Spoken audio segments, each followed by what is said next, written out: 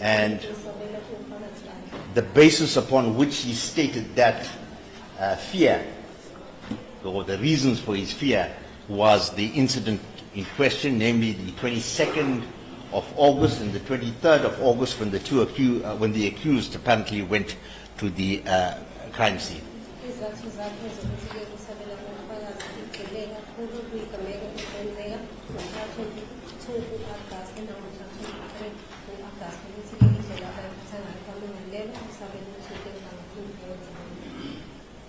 The fallacy in that kind of reasoning is based on the fact that it negates the accused constitutional right and the right to be presumed innocent.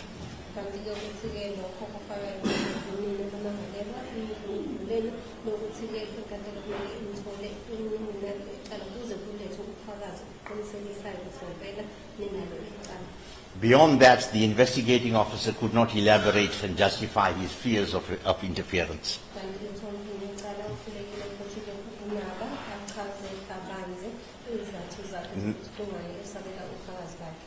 Now, if we're starting off with the starting premise that the accused is presumed innocent, that argument should fall.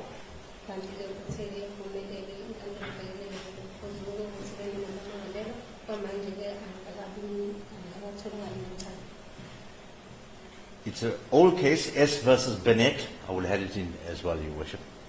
The citation is 1976, 3, SA 652. It's a Cape Provincial Division case. The head note reads as follows. The state cannot merely arrest in order to complete its investigation. There must be a reasonable possibility that the accused will not may interfere with the investigation.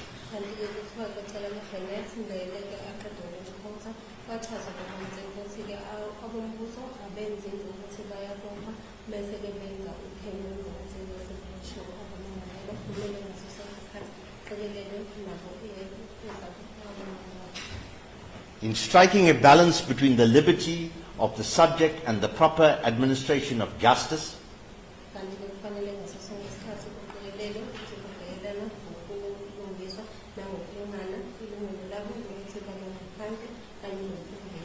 the imposition of conditions in an application for bail can be decisive.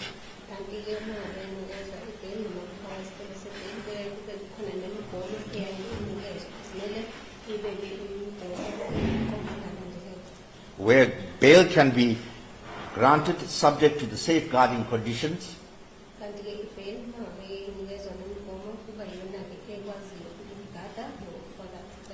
the court should, if possible, lean in favor of doing so.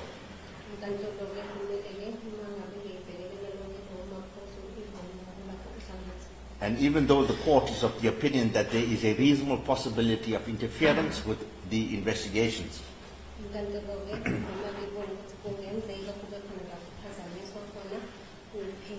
nonetheless, to the extent that there is a risk,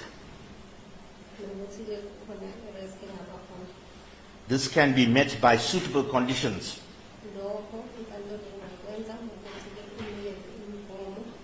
Further, if the police experience any interference,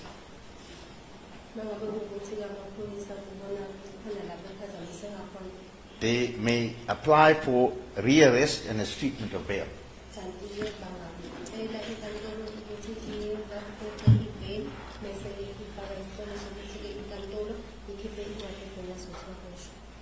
I may at this point highlight the fact that it's the exact words, or more or less the exact words of the investigating officer. He stated that bail conditions were to the effect where there was non-interference with the witnesses would be of help.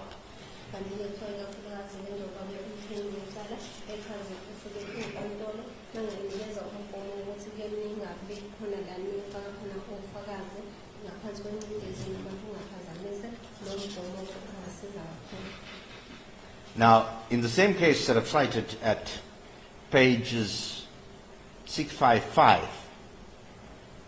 it's stated as follows regarding the test that needs to be applied with relation to interference. I'll just read it out.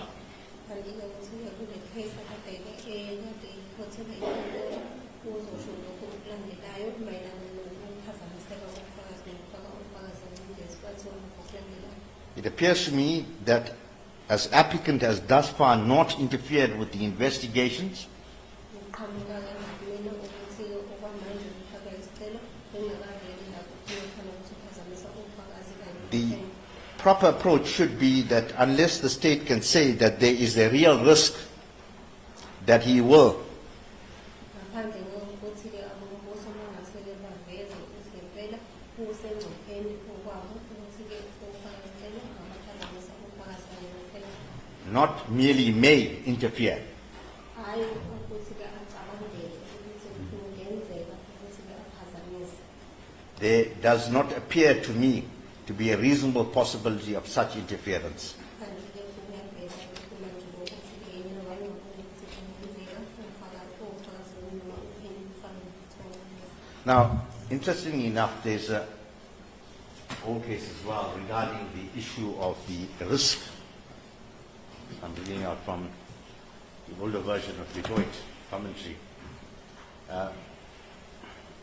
where they were dealing with the risk: will the accused commit further crimes? Kanti-ke kwakhona-ke nasemabhukwini amadala nababhusayo ukuthi-ke kwavela ukuthi-ke ufaka isicelo esikhathi kuswane. In S versus Anderson, 1991, Volume 1,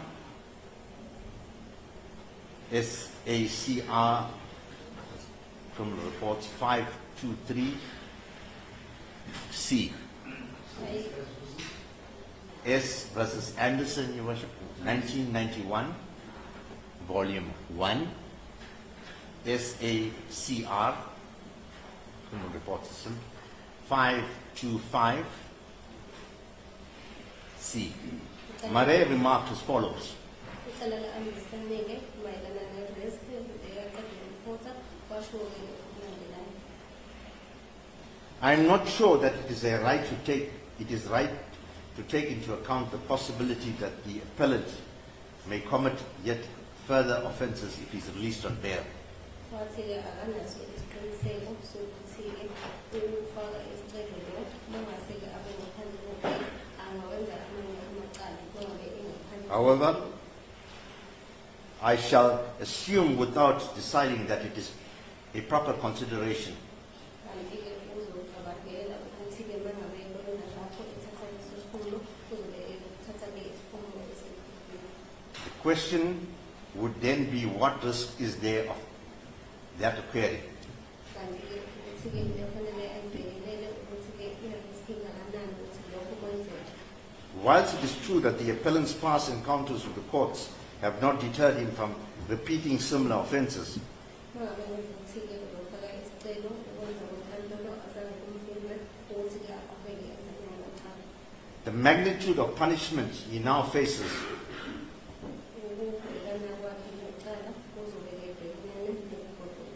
both in the pending appeal and if he were to transgress again.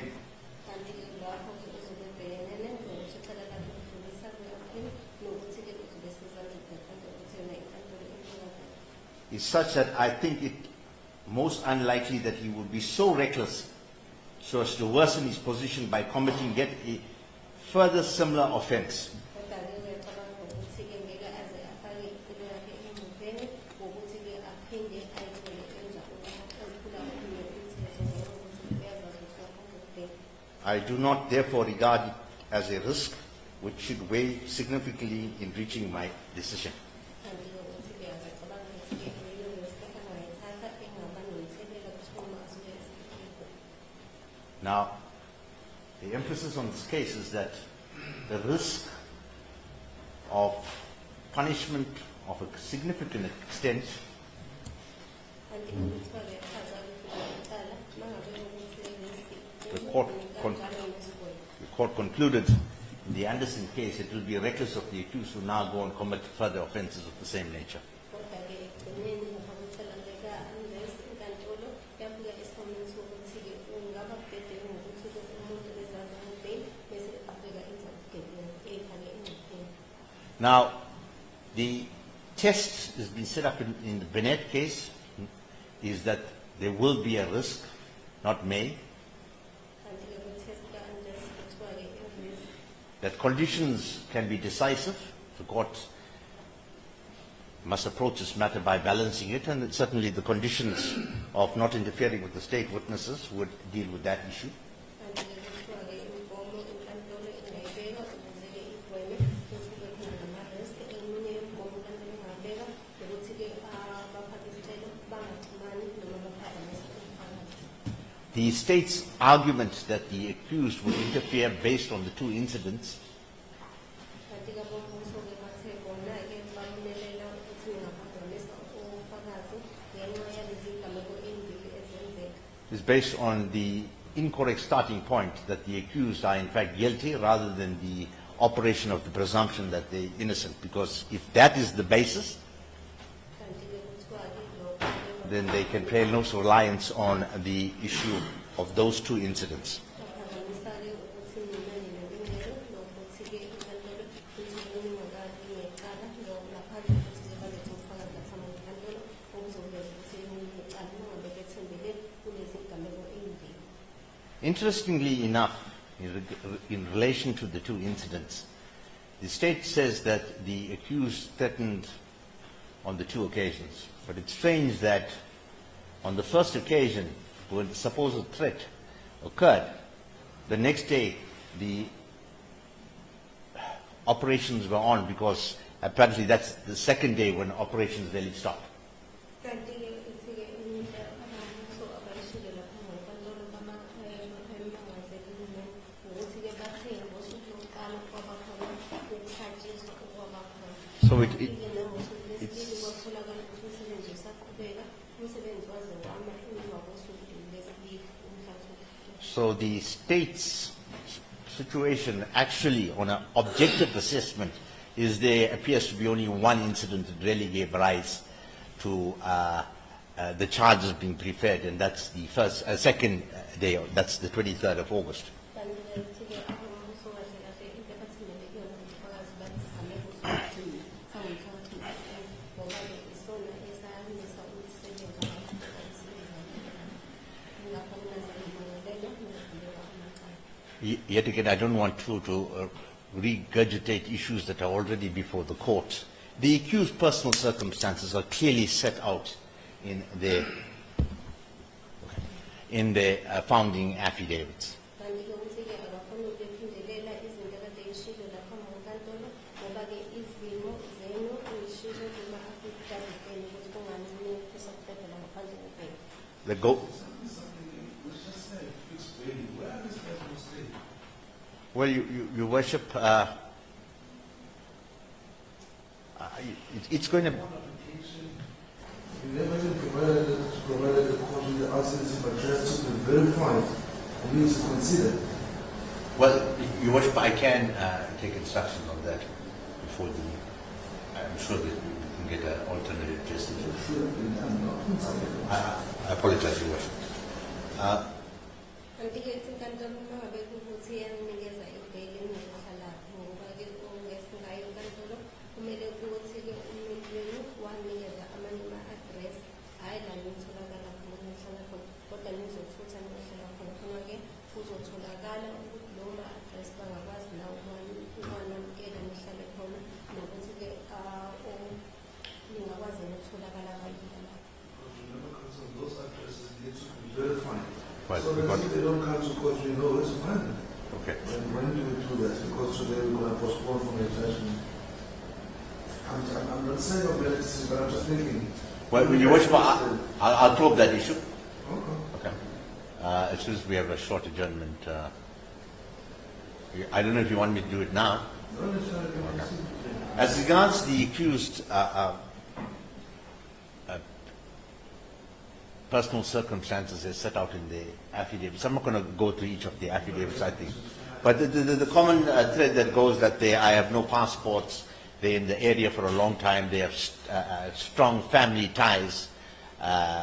In average, I would estimate nothing less than 20 years, if one just gives a rough estimate. They feel that they're at risk and I can't pay. Obviously, they have to report someone. And where is that if I don't know where they're going to stay?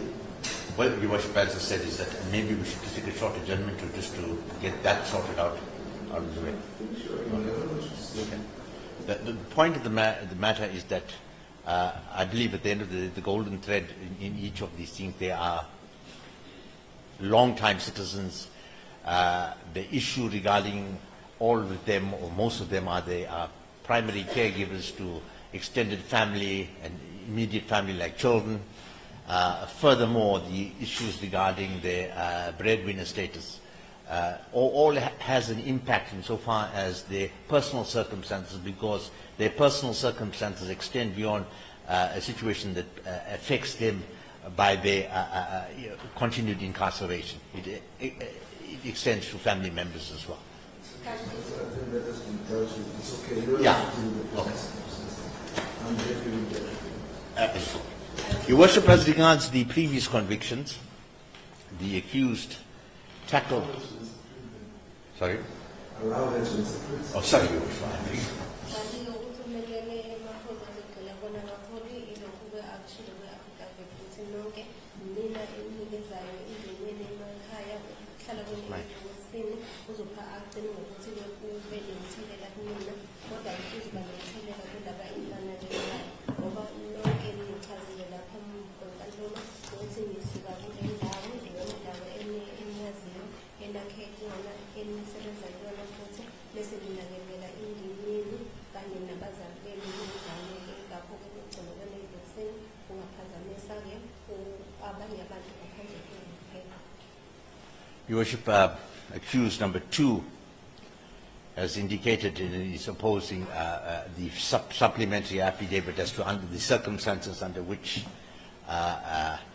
the issue regarding his previous convictions. He has not admitted nor denied it based on the fact that it occurred such a long time ago. Mayelana namacala ngoba ngaphambilini ukuthi ummangalelwa wesibili ngalesikhathi-ke efake i-affidavit yakhe yesibili esekela kuleyo kade ifakile ngaphambilini uthe-ke yena akaphiki akangifuni futhi kuleli cala lake lagqoba ngaphambilini njengoba-ke kuyinto eyenzeka kudala wayesefihlile ngayo. Your Worship, I don't want to labor upon the point, but it occurred 28 years ago, and a best case scenario for the state, and his indication that which is the state is not in any way challenged, was the fact that his understanding of this event that occurred 28 years ago is that he was charged with rape, came into court, was in his belief as a youngster, naive in his immaturity, when he was released, that he was. You speak English and he was assisted by applicant 1 and 5. Yeah. But then what troubles me is that applicant number 3 was able to communicate with you and tell you, look, I had 2 previous convictions. So even if he didn't understand if it was a conviction or what, at least in his affidavit, he should have said, I was one charge, but I don't know what happened. Well, see, I mean, it goes back to, is he an honest person if I give him bail? Is he going to come back and attend to his message? Your Worship, at the end of the day is that he didn't say he didn't know what happened. He in fact positively asserts that this is how he understood it. So when he was let free after the thing, this is how he understood it. So it's not a question he didn't know what happened. So. It doesn't say anything, it just says nothing about previous conviction. Well, understand the situation, you worship on the basis that when it occurred, when he walked, that's the impression 28 years ago he left the courtroom. That you know. So is that the position now that he didn't understand you managed area? Which one is which? Well, your worship, as put it, there's a combination of various factors. Mainly is that as a youngster at 17 years old, you come into court and in a charge, it's reasonable, understandable. And the point of the matter is that, especially in light of what he was convicted of, it could have been so easily disclosed if he understood it. So it was not something that was deliberate. So the actual situation is that he understood it in this way, that he was not convicted. And as I said, is that 28 years ago, an offense committed that time could not be a factor that this court could have considered. So if he honestly or believed that he was actually convicted. The easiest thing for him to have done to this court was to come tell the court, you know, I was convicted. Yeah. 30 years, 40 years, the act doesn't say how many years. That's number one. So the agents are positive that previous conviction, the 69 are here. I'm not saying I'm not accepting his explanation for not disclosing it. But after like such a huge occurrence of your life, and sending in a rape letter, and then you feel like, I shouldn't even send my attorney. Well, maybe my bail application, you're a serious person. Your Worship, as I said, is 28 years ago as a youngster, understanding the proceedings as if you came out of court and not said to, you know, it's sometimes one is to, if you come in for a rape charge and then you are expected that, you know, if you're convicted you will be in prison, and then to a lesser charge that he was convicted, it will appear, and then walk away. It's an impression created by somebody. And as I said, there was no motive for him not to disclose it. And therefore... I don't know. That's all I know. This judge is saying it's a prison, and I always ask, did you understand everything? I don't know what happened in that lesson.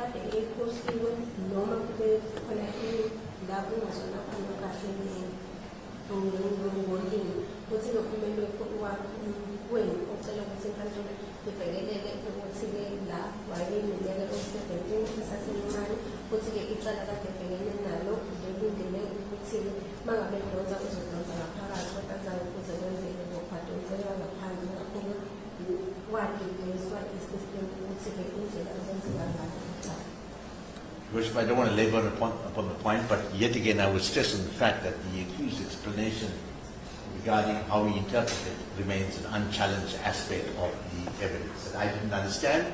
I came out of, and I therefore perceived it as such.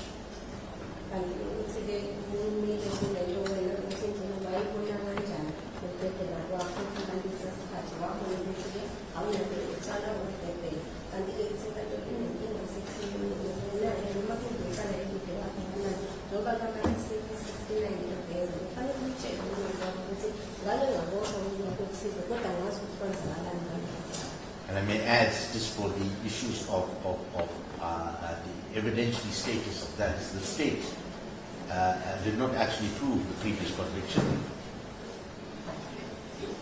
being that the accused did not admit nor deny the previous conviction, and going back to his perception at the time that he doesn't know what happened.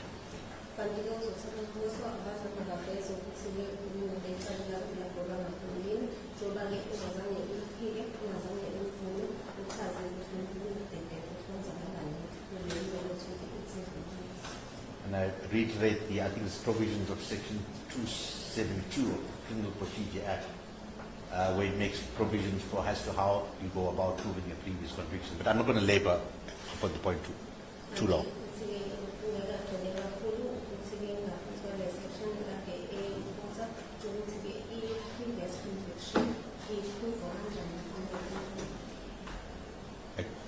Accused number 3, that's Makatini has disclosed his previous convictions and the state accepted it. It's 2005 where the assault GPH, and I believe that it's a long time ago and the court should not take that into consideration. Accused number...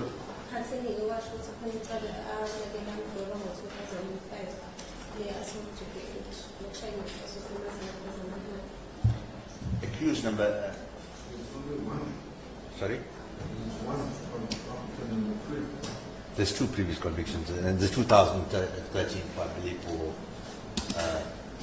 alcohol-related driving offences. Accused number 4. Number 2013,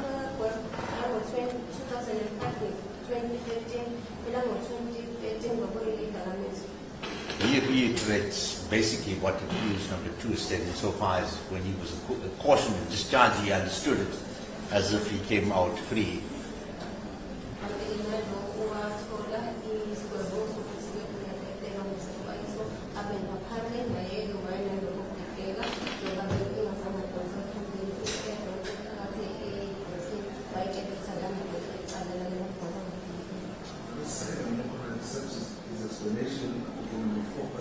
His explanation is literally identical to applicant explanation. And that's why I know the subsidies, but I'm not against it. Even on the affidavit. And it's in the normally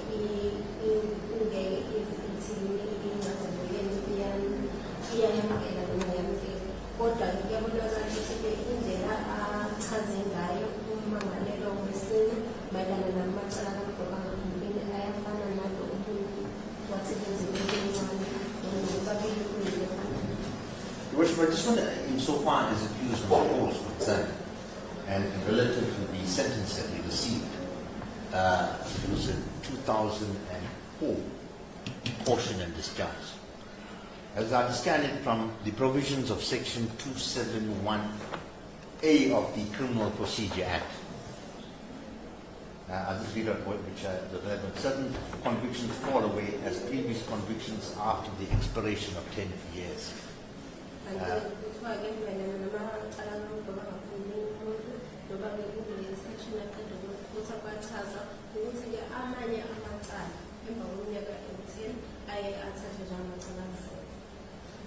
The provision says where a court has convicted a person of any offence in respect of which a sentence of imprisonment for a period of not exceeding 6 months without the option of fine may be imposed, but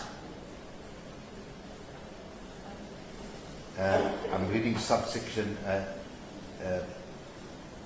Roman numeral 2 of that has discharged that person with a caution or a reprimand in terms of section 2971C.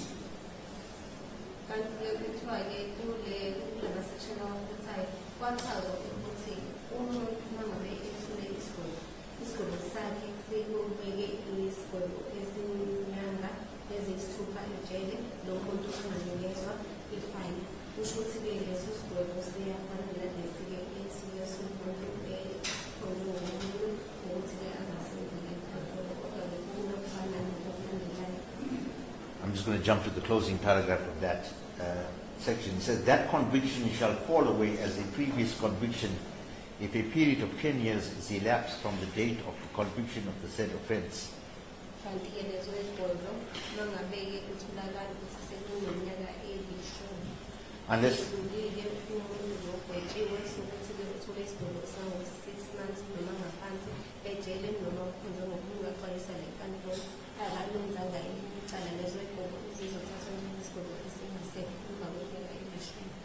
Unless during that period the person has been convicted of an offence in respect of which a sentence of imprisonment for a period not exceeding 6 months without the option of a fine may be imposed.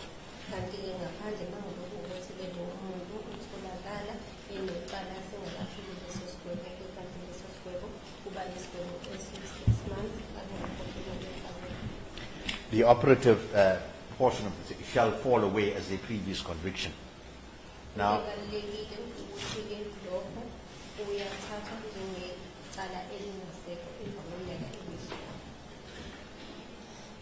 just to finish, 297 provides that, I'm not going to read the whole thing out, where a court convicts a person of any offence other than an offence in respect of which a law prescribes a minimum punishment, the court may, in its discretion,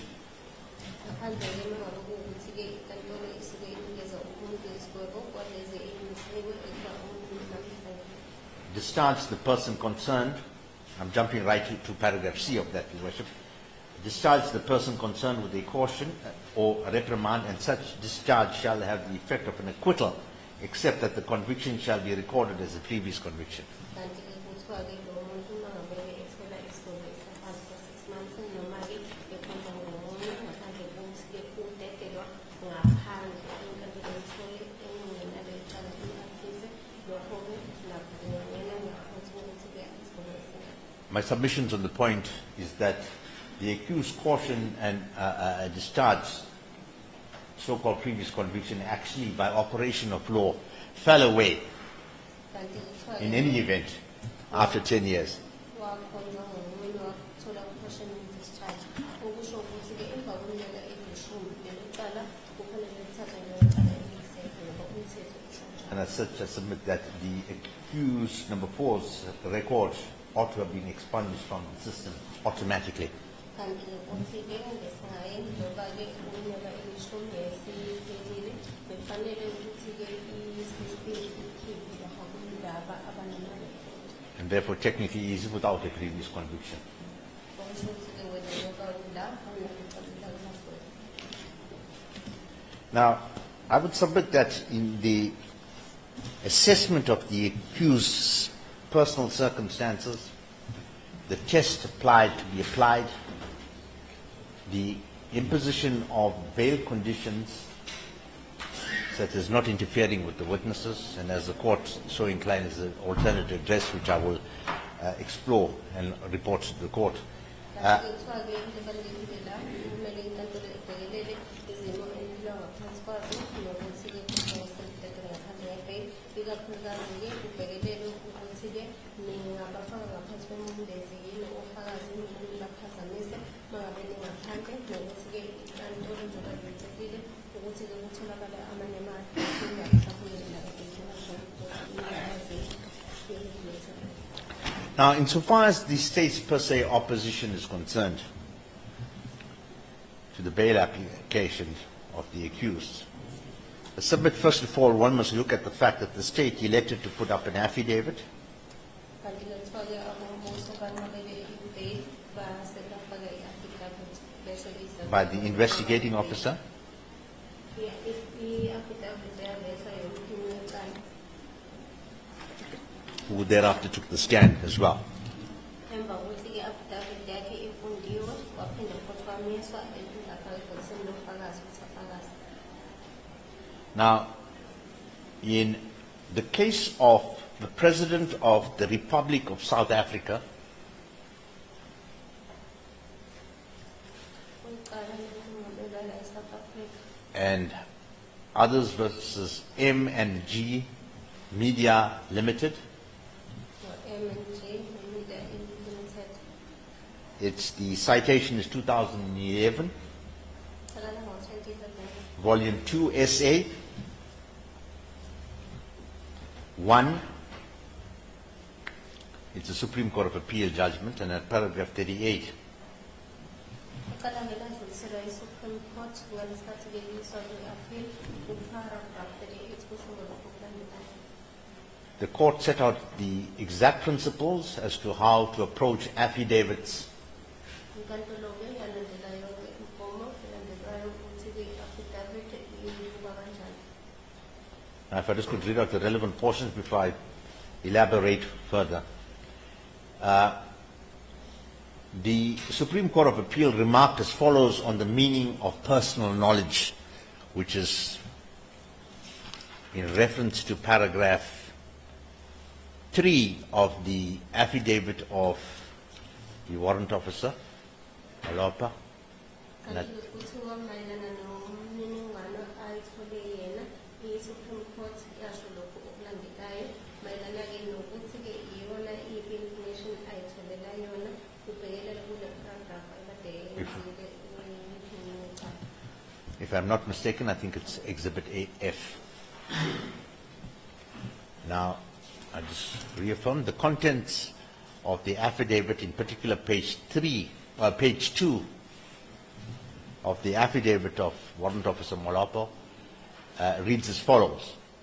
Paragraph 3 says, the contents of this affidavit are to the best of my knowledge true and correct, and the facts contained hereinafter fall within my personal knowledge unless stated and the context indicates otherwise. I'm also duly authorized to depose to this affidavit. kanti-ke uthi i-affidavit le ngiyenzayo ngokwazi kwami konke okulaphaya kuliqiniso futhi-ke mina ngitholile imininingwane ngaphandle kwemangalo ukuthi-ke konke lokho kodwa-ke i-affidavit uyena oyaziyo uyaqinisekisa ukuthi konke lokho akubhale lapha into akade eyitholile. The court in the case I just mentioned, President of the Republic of South Africa versus MNG Media, the court said that indicated as follows, with specific reference to the meaning of personal knowledge. A court is not bound to accept the ipsi dixit of a witness that his or her evidence is admissible. Kanti-ke inkantolo-ke kufanele ubheke ukuthi-ke ufakazi akutholile lapha enkantolo, inkantolo ingabuthatha njengobufakazi obufanele ingabusebenzisa. Merely to allege that information is within the personal knowledge of a deponent is of little value without indication Ukuthi-ke umuntu uyitholele yona i-information udlala indima encane ukubeka ufakazi alokho. at least from the context of how the information was acquired. Kanti-ke kufanele kuvele imininingwane ukuthi i-information bayithola kanjani. So as to establish that the information is admissible. Khona-ke inkantolo izokwazi ukubona ukuthi leyo mininingwane ayitholile i-information la ayitholile inkantolo ingayisebenzisa ngani. If it is hearsay, to enable its weight to be evaluated. Kanti-ke uma ngabe kuwubufakazi benzwa bethu inkantolo fanele-ke inikezwe ithuba khona-ke izokwazi-ke ukuhlola ukuthi ingakwazi ukusebenzisa ngani. In this case, there is no indication that the facts to which Mr. Kane purports to attest came to his personal knowledge directly. Kanti-ke kuthiwa-ke kulecala likafanele akuzange kuze kuvele futhi-ke le mininingwane kwakuyena kuphela oyitholile. And no other basis for its admission has been laid. Kanti-ke azange kuze kunabe kabanzi ukuthi-ke inkantolo ingabambela kanjani. Indeed, the statement of Mr. Chikane that I've referred to is not evidence at all. It is no more than bald assertion. Kanti-ke i-statement leso siyadikana inkantolo ngeke ikwazi ukuthatha leso statement leso statement esithi Whilst I'm alive to the fact that in bail applications, hearsay evidence is admitted, yebo ngifaka isicelo sebheli ukwazi ukunika kwethu kufamukelekile. there is no carte blanche in putting hearsay evidence into an affidavit and then disguising it as personal knowledge.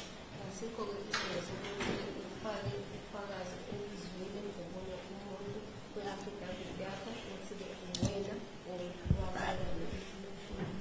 Warrant Officer Morape presented his affidavit on the basis that it was personal knowledge. Kanti i-affidavit ayiveza ukuthi-ke leyo information ayithola wayitholela yena. Now, if one has due regard to paragraph 6.2 of his affidavit, appearing at page 3,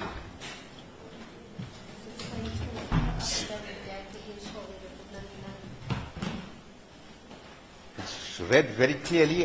It one uses the overriding aspect of paragraph 3 of the affidavit, personal knowledge. Malape puts out in his affidavit at paragraph 3, I'm just going to read out the relevant portion, paragraph 6.2, the company followed all protocols in terms of local company prescripts and as such was awarded the tender to rebuild essential infrastructure in the area, more especially the bridge. Kanti-ke ukuthi-ke inkampani yalandela yonke imigomo nemithetho ebekiwe, ingakho-ke inkampani yazanikezwa-ke uthenda ukuthi-ke ikwazi-ke ukwakha i-infrastructure leyo eyayimoshakele ngaleso sikhathi ikakhulukazi kwakhonjwa i-bridge. I recall correctly, when I taxed him on the issue whether he had personal knowledge, his response, it was general knowledge.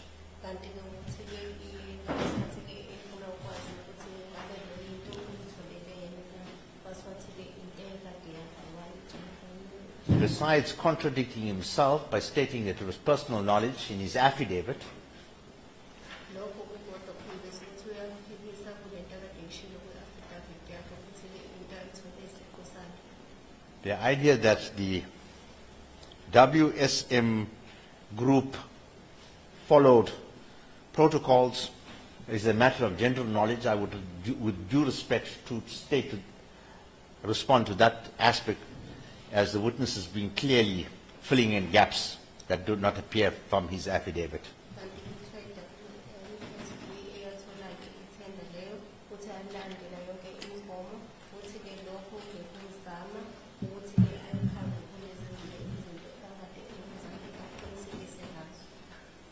Now, I would submit that presenting an affidavit as if for general knowledge under the guise of personal knowledge renders the affidavit very, very unreliable.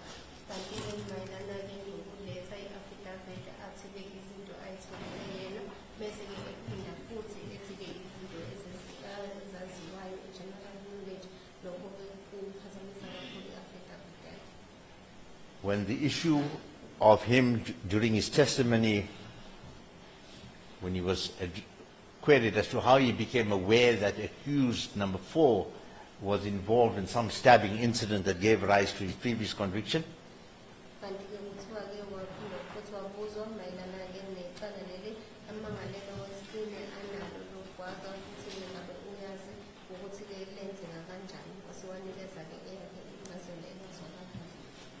in which he indicated that the accused supposedly stabbed somebody.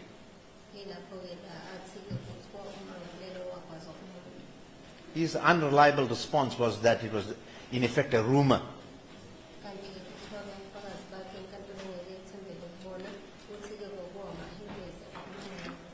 And this I may add, after I cornered him into the spot where he was asked to say how the SAP 69 gave him that information, because that was the only source of information.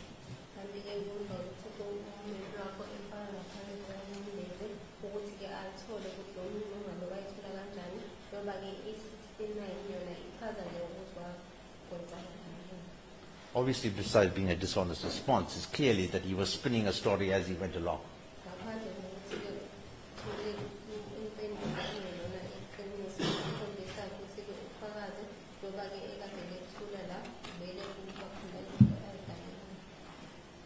Besides the issue of the uncertainty of how the witnesses pointed out where, because it appears that the way it was presented by Warrant Officer Molapo was that he was present when the arrest occurred.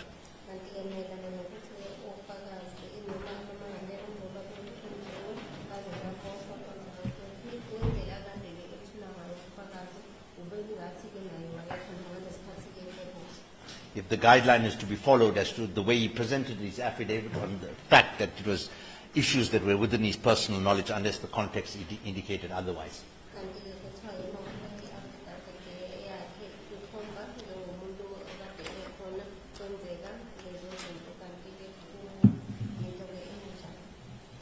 Court would recall I asked the warrant officer as to where the accused were arrested.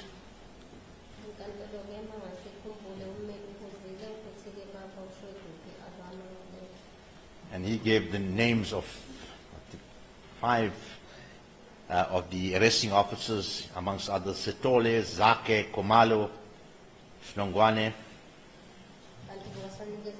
No, I beg your pardon, I think the name Shlongwane is wrong.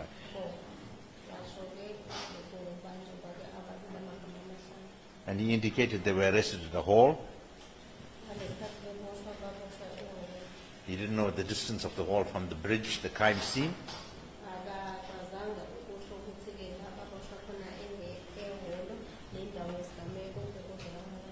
But he was unable to dispute the fact that the accused indicated he was approximately 4 to 5 kilometers away from the bridge or the crime scene.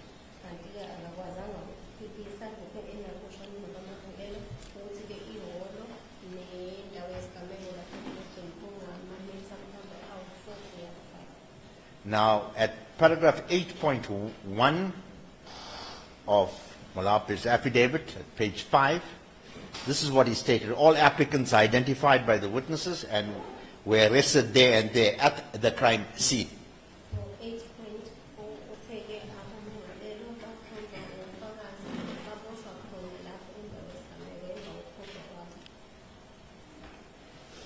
There's no need to mix words. These are deliberate lies.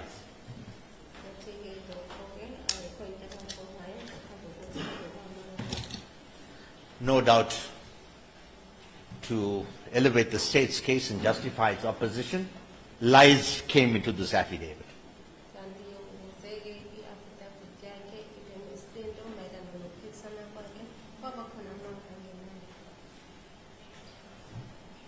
Many times. Sorry? Now, the issue of the previous convictions of all four of the accused, warrant officer would have had the SAP 69s to work from.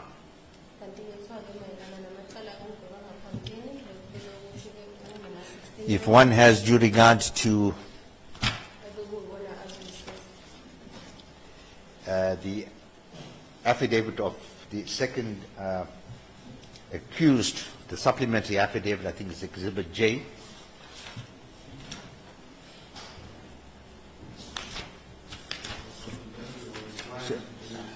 Or the reply. Sorry, not J, it's I.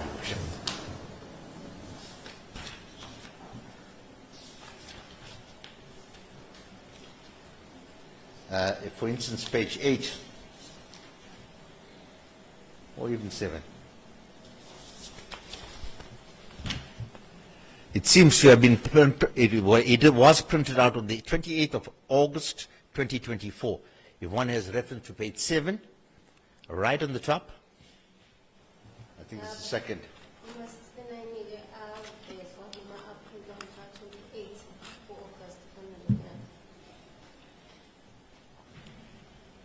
Now, Warrant Officer Malapa deposed to his affidavit as per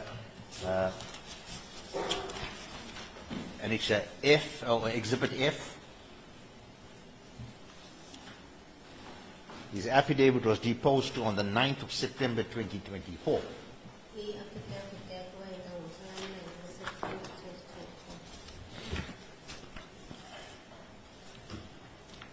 Warrant Officer Malapo made it very clear that he's very experienced with affidavits.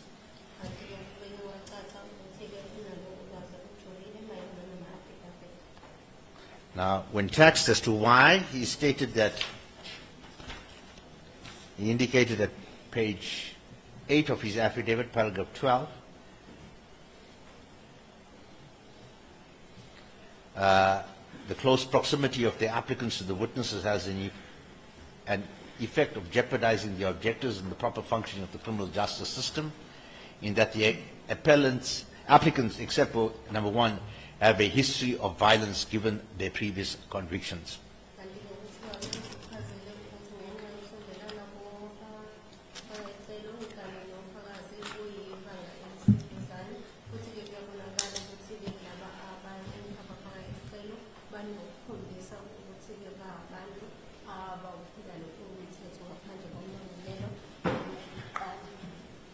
Trapped with putting into a false information in his affidavit, and as to be expected, the only response that he could state that in the stand was that he had made a mistake, and he only realized it whilst he was testifying.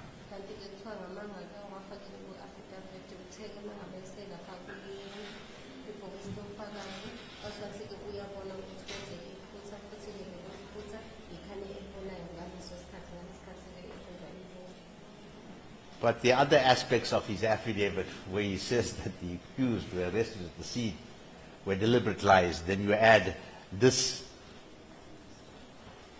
very difficult to fathom out mistake as also a lie.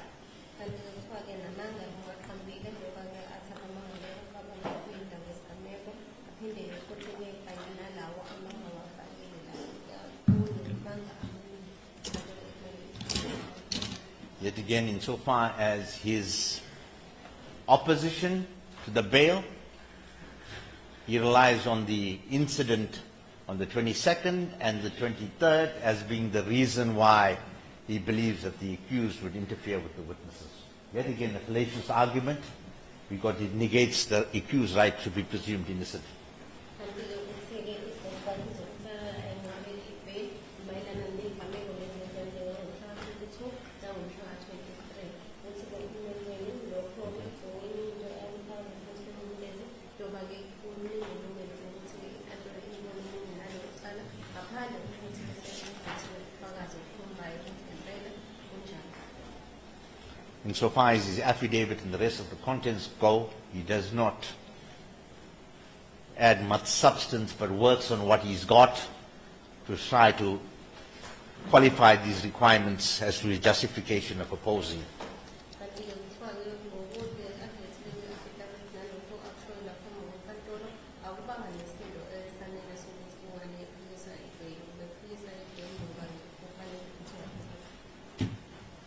He places reliance on the fact that the accused were identified. You say he was not a credible person. Yeah. There's one other aspect, Your Worship. The issue regarding the pointing out of the 5 accused as the only culprits. The affidavit of Molape makes it clear that there were at least 30 people. In fact, his language is more than 30 people. Ukuthi-ke nina abantu enakhonjwa nababa uhlanu ubeke kwi-affidavit yakhe ecacisile ukuthi-ke abantu ababelapha I don't want to rehash what's already in the papers, but he says on the 22nd, more than 30 people came, they demanded. He uses language such as the applicants and the co-perpetrators. kanti-ke ngomhlaka 22 abantu bafike kwindawo yesigameko kwakungaphezu kwa-30 kuyinina lapha emphambi kwenkantolo nabanye enani sebahamba lapho. Now, the question is, why were these 5 accused pointed out? Kungani-ke kwakhona inani bahlanu. It raises a great deal of suspicion as to the motives for the prosecution of the accused.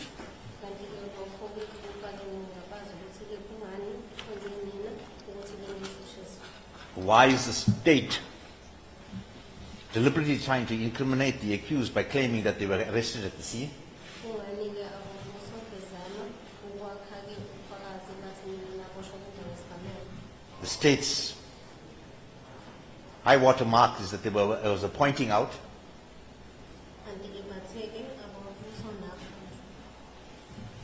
But yet again, if more than 30 people and 5 people were pointed out, and it's common cause now that they were pointed out at some place away from the scene, crime scene, Kanti-ke kuthiwa-ke kuthiwa abantu bebelapho bebengaphezu kwa-30 futhi ngesikhathi-ke bekhonjwa kwakhonjwa abantu abahlanu futhi-ke ekhonzweni kwabo babakhonjwanga kwindawo yesigameko kodwa babesebesukile kwindawo yesigameko ngesikhathi bekhonjwa. coupled with the fact that all 5 accused faces have now been on every, I think, TV station, newspaper. So the pointing out of the accused is highly now contaminated. Kanti-ke kuthiwa-ke nokukhonjwa kwenyuke kuba-ke kunokhulu kungabazibheka ikakhulukazi ngoba seyindleleke komabonakude. So the state's case that they have a strong case against the accused appears to be not so strong. Kanti-ke mayelana nombuso njengoba bethi banobufakazi obuqinile ngaphansi kwemfuweni futhi-ke akaboni lokho kunjalo. Now, this court would have taken cognizance of the public outcry in this matter, Inkantolo ukuthi lingabekelela umphakathi ukuthi wona uzwa kanjani ngalolu daba. Malapo's unreliable evidence on that score was that these are all family. Kanti-ke ukuthi-ke unakwe abantu abakhona la amalunga omndeni. And I'm not too sure whether there's another group of people outside the courtroom. So it's a public outcry that is the court has to take cognizance of.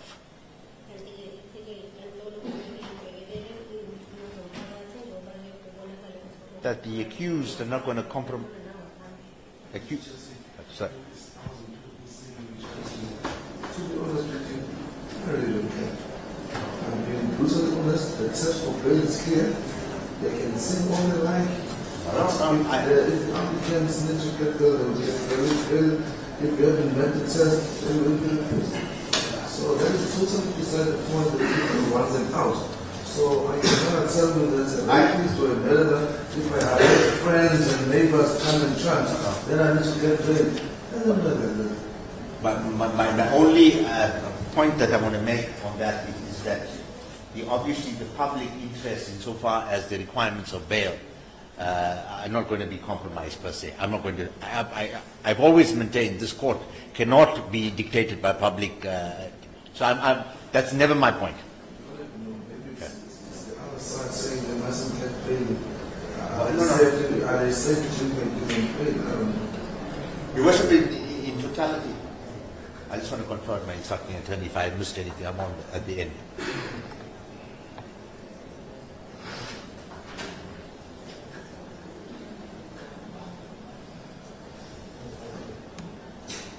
Your Worship, that's the sum total. Unless the court wants me to focus on any aspect, save on the. Well, I just wanted to check what the alternative addresses. Yeah. It's a very important point for me to consider. Okay. If I fix where are they going to stay and where are they going to report if I impose a person condition. Your Worship, but given an opportunity to canvass that. Are you committed to if you've done it? That's my sum total. I would submit that you satisfy the requirements for bail.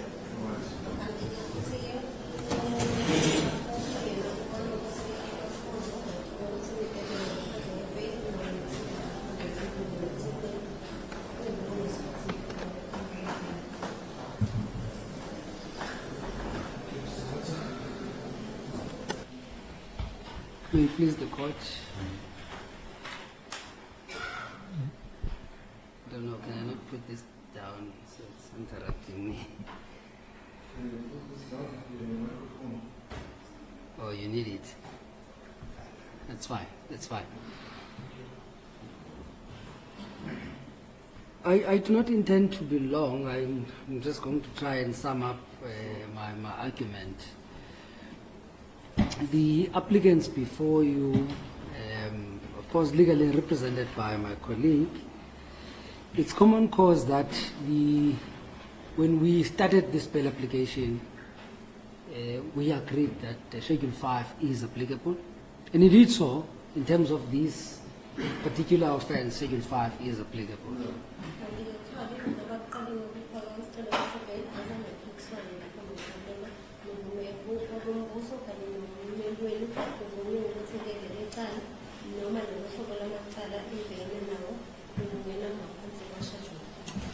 And I'm going to say, it appears when you consider the position of number 2 of his previous conviction, perhaps it's a different situation. But I would leave it and accept that we've proceeded with 5.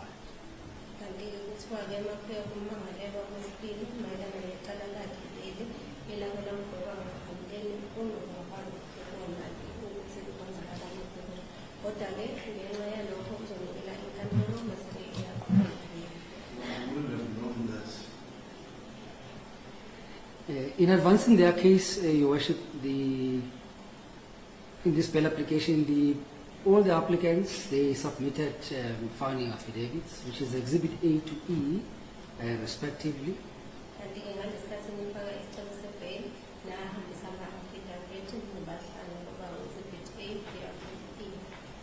And I note the replying affidavits insofar as number 2 and number 4.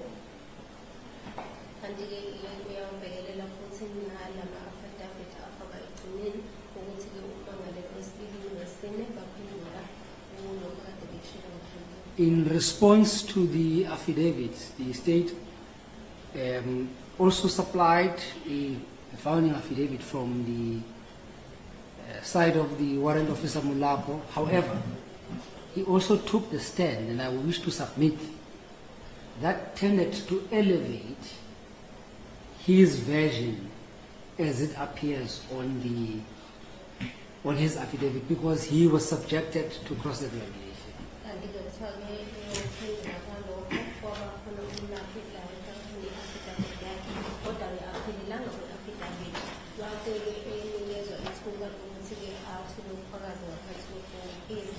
ngaphansi kwesifungo kwathi-ke ekuthuleni kwakhe ubufakazi bathola ukuthi-ke sekukhona-ke ezinye izinto ey'ndelayo ezingasekanga.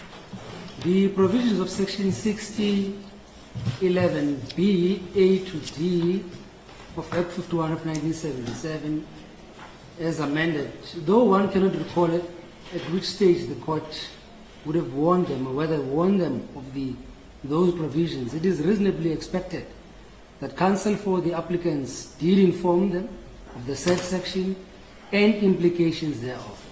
Kanti-ke kuthiwa ku-section 60(11) ye-bail ukuthi umuntu uma ngabe efaka isicelo se-bail kuba-ke khona imvumo elendekayo kufanele ukuthi-ke ummeli wenu umchazelile mayelana naleyo section leyo nokuthi-ke ukubhodla kwenu noma niqambana ngalaphuma enkantolo kuba nemfuneko. As the word suggests, Your Worship, responded, it means, as the state, we are merely responding to the case that they place before you. And therefore, it is widely accepted that if bail applications proceed under Schedule 5, it places a burden on the part of the applicant as opposed to the state. Kanti-ke kuthiwa-ke apho umbuso khona ibona abasuke bephendula kulokhu ekade nikusho. Ngakho-ke konke kusuke nina nikwenzile la kusuke kusemahlombe umbuso kuphela basuke bephendula lokhu kusuke nilethile. We have no duty to clear their path. Akukho semahlombe umbuso futhi-ke kube abombuso abanikhiselelayo lani. The merits of the matter, I do not wish to go back to them. I think they are well within the memory of the court. I think I should just highlight the following. That we allege that the incident happened on the 22nd and the 23rd. Kanti-ke uthi-ke ngikakhulu mayelana nalokhu ecala ukuthi-ke kwenzakalani ecaleni. Kodwa-ke into abathembele kubona ukuthi-ke kuthiwa le nto yenzeka kulezi nsuku ezimbili, umhlaka 22 nomhlaka 23. And the crux of our allegations, Your Worship, relates to demands that would have been made by the accused, the applicants before this court. And those demands were not only made on the 22nd, but they were consequently made on the 23rd as well. So whether they were at the back of the construction site or a meter from the construction site, their demand that that site must close, which constitute extortion, continued, and therefore that place becomes itself a crime scene as well.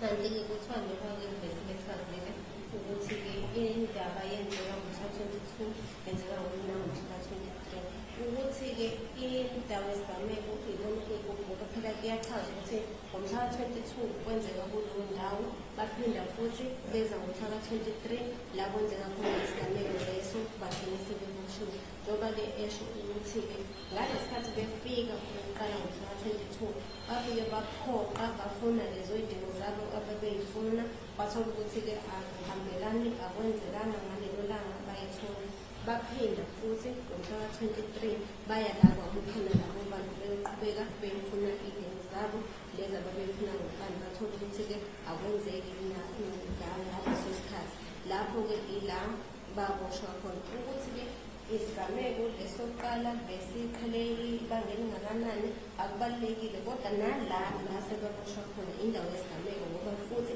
babesenza lokho kade bekwenzile bayizona. Before I proceed further, I think I need to quickly deal with this argument by the applicant regarding the averments by Warrant Officer Mulapo on his affidavit on personal knowledge. I am yet to see an affidavit that will not avail that this affidavit is based on my personal knowledge. However, I wish to extend this by saying, in the nature of a bail application, all evidence that you would hear from the part of the state is what the investigating officer would have been informed by witnesses. So by and large, it becomes hearsay evidence. So to expect that he's going to come and testify about issues of his personal knowledge, for me is rather, I'm trying to find an appropriate word because we have to be cordial in our dealings in court. It's flawed. It's flawed. Kanti-ke uthi-ke umthushi njengoba ukufakwa isicelo sebheli mayelana nokuthi-ke lokhu kuyizinto engiyitholele mina ngokwazi kwami nokuthi kungiyiqiniso. Futhi-ke i-affidavit mangabe kubhalwa kanjalo nawo umuntu mangabe eyibhale i-affidavit. Futhi-ke kufanele ibuye ibhekelele la ukuthi-ke umphenyi wecala mangabe enza i-affidavit yebheli usuke ngaleso sikhathi esaphela. Ngakho-ke uphenyo lakhe usuke elithatha kulabo bantu abasuke benikeza i-information bese-ke yena ebhala leso statement kunake ezokwazi ukuthola ukuthi-ke angaqhubeka nophenyo nokuthi-ke iziphi izinto azosebenzisa kule zinto-ke azitholile. Njengoba-ke kade kubuzwa kakhulu kumele umphenyi wecala ukuthi-ke zonke lezi zinto ayibhalile kuyizinto aseziqhamuka kuyena kube kunjalo. Futhi-ke usalindele lelo suku lapho umphenyi wecala ezobhala izinto asuke eyihambelele eyothola yena. Kodwa ngoba manje usagxilile ukuthi-ke umphenyi wecala usebenza ngendlela ye-information akade eyitholile enza uphenyo lwakhe. So just to close that point, it doesn't matter how you would define what personal knowledge is in terms of that case that was cited by my colleague. It is a misplaced argument. It has no bearing in the bail application at all. Kanti-ke mayelana nokuthi-ke imininingwane ngalesi eyithola information ngokuyena oyitholile noma kuyithathe kuphi ukuthi-ke okwamanje nangabe kufaka isicelo sebheli ayibi nomthelela obaba. It is tried that all evidence laid in bail application, in this bail application, mostly constituted of affidavits and partly viva voce. Kanti-ke kuthiwa-ke kulesicelo sebheli okuningi ubufakazi buthule ngama-affidavit ngomane-ke la kunikezwe khona ubufakazi lapha ebhokisini.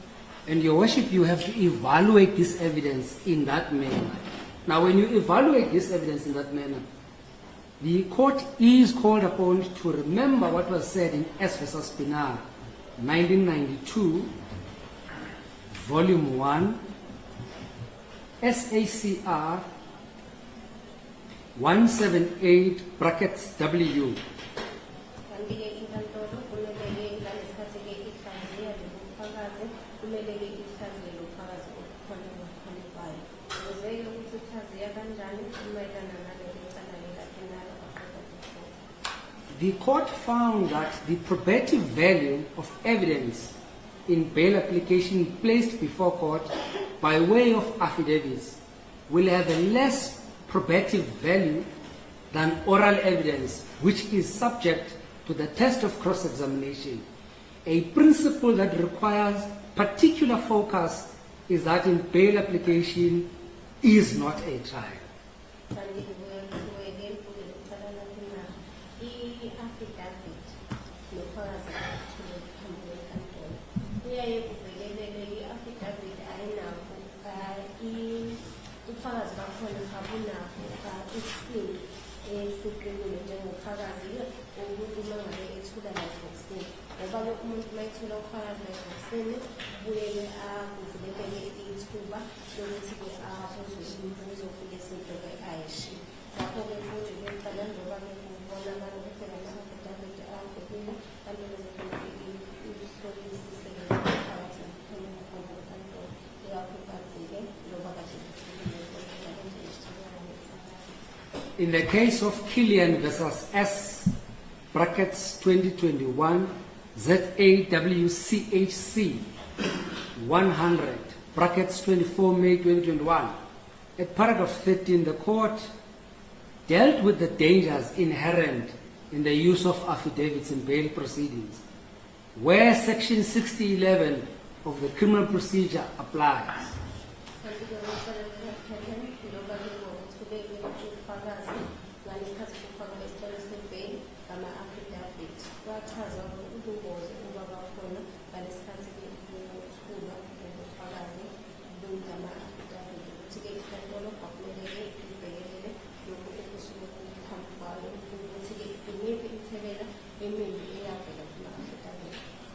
What I'm trying to elevate before you, Your Worship, is the fact that the applicants did not take this court into confidence and take the stand.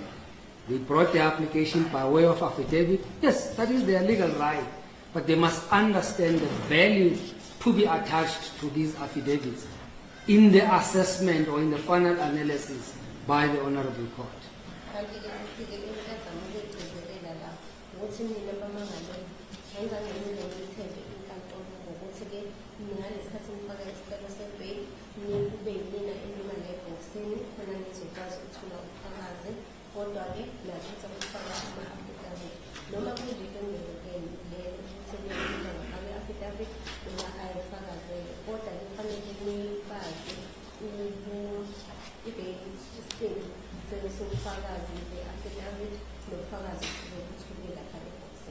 And to close off this argument that I'm making, I would cite the case of S versus Brankis, 2003, Volume 2, SACR 575, and it's an SCA decision.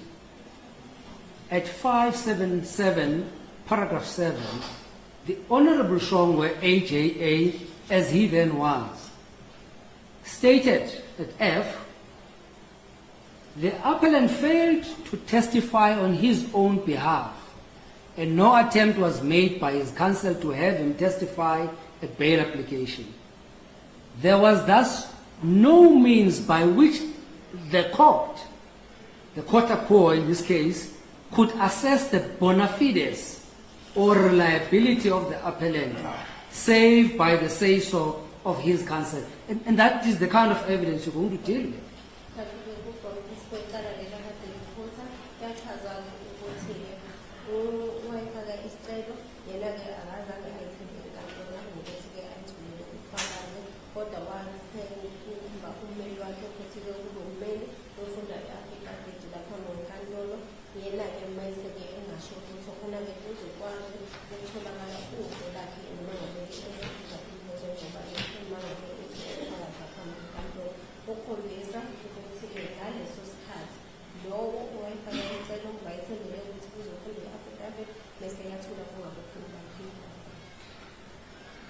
Your Worship, following the cross-examination of Warrant Officer Mulako by the counsel for the applicants, I did not seem to gather any material dispute of the facts. What are those facts? That on the 22nd, they went to the construction site, caused it to be closed upon their demand. There is no substantial dispute of that fact. It is before you. And therefore, I submit, Your Worship, prima facie, we have placed before you a prima facie case, which is what is expected of us during the bail application. That's all we have to do. Place a prima facie case.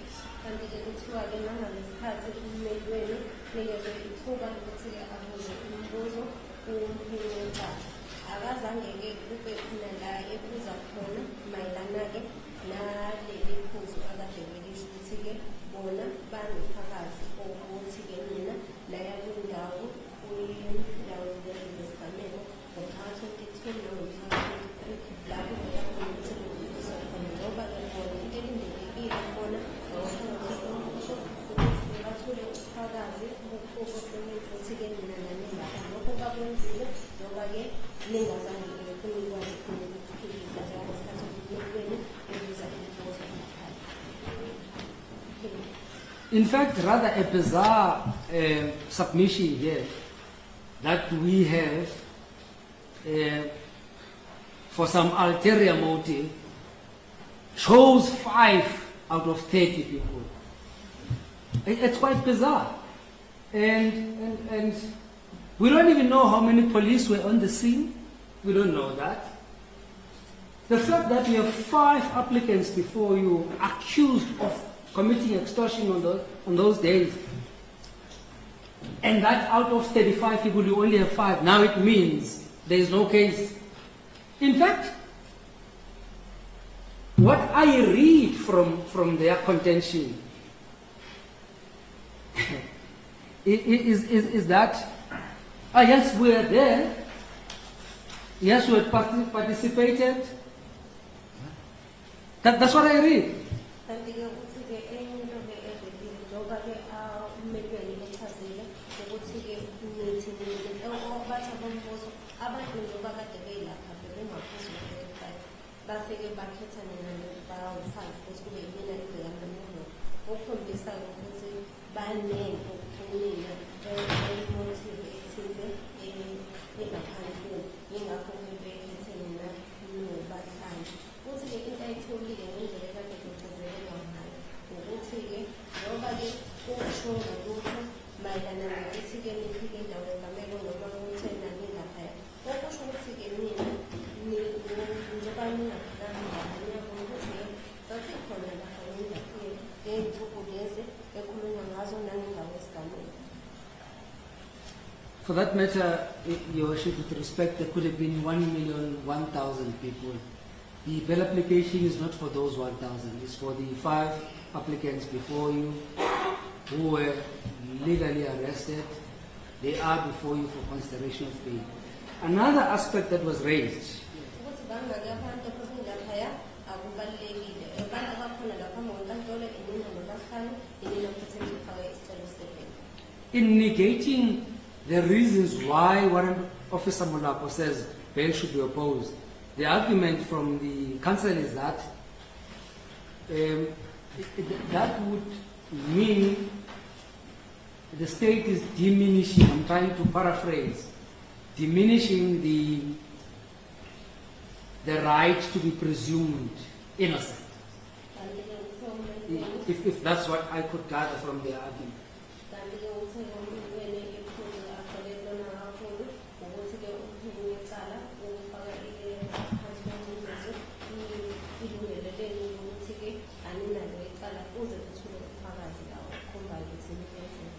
That argument is fallacious. It's flawed. In S versus Mbaleki and another, it's a 2020 decision, SACR and an SCA decision. The court remarked as follows on the issue of presumption of innocence. I need, however, to also deal, and I quote, I need, however, to also deal with the perception out there that presumption of innocence had a role to play in the consideration of bail. The court quoted in S versus Dlamini and others, our constitutional court unanimously decided that the right to be presumed innocent is not a pre-trial right, but a trial right. And we're not at the trial stage. And hence I'm saying that argument is flawed.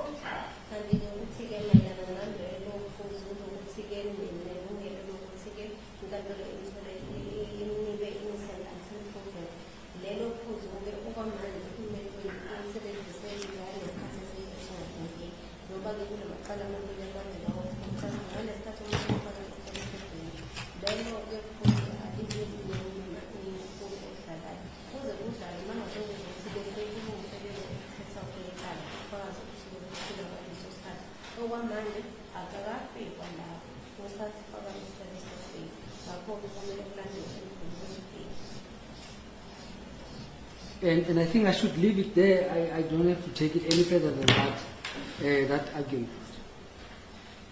The court is seized here with the bail application, and when it's seized with the bail application, the court fulfills a very different function from a trial court. I am going to the point that they've raised that the state case is relatively weak, and they're basing this on the supposed lies or misdirection by Warrant Officer Molapo.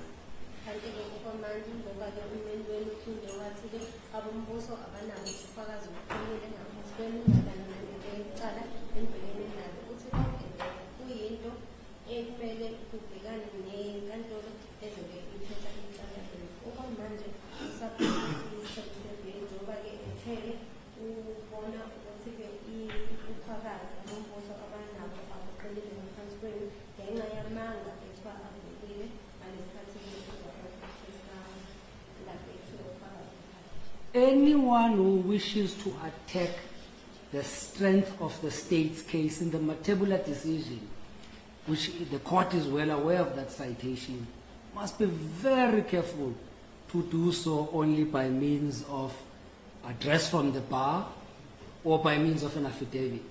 Matebula says you must take the stand. If you're going to attack the state's case, just take the stand. They have not done that. And for that reason, I submit with respect, that argument should not even be considered by the court.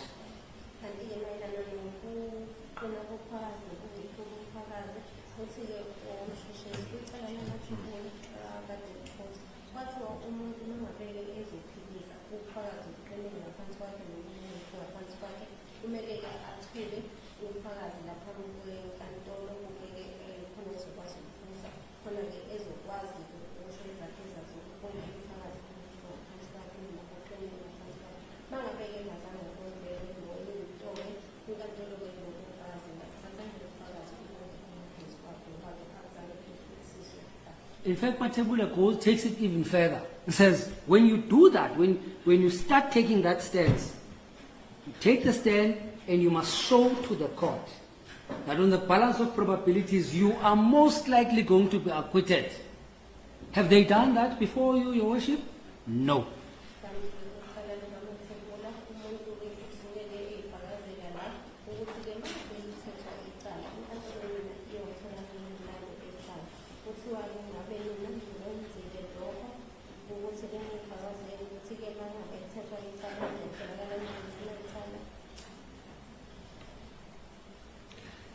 Well, Matebula is followed by many other cases. By the way, the Matebula decision is a 2010 decision which still stands, Volume 1, SACR, 55 brackets SCA. So it's from the Supreme Court of Appeal. It is the prevailing law.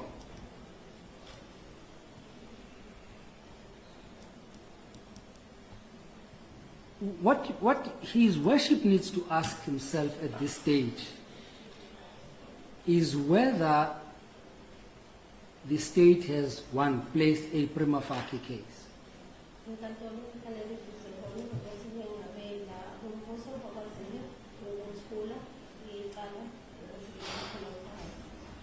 And if it has, court now must revert to Section 60, subsection 4, paragraph A to E.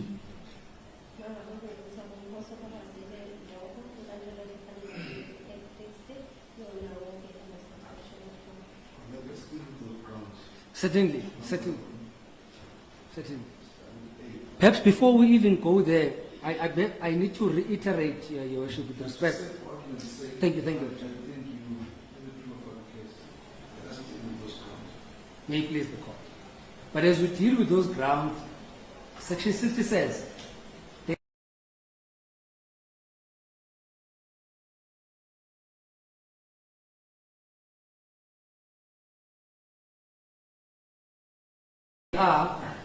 I don't have to allege all of them.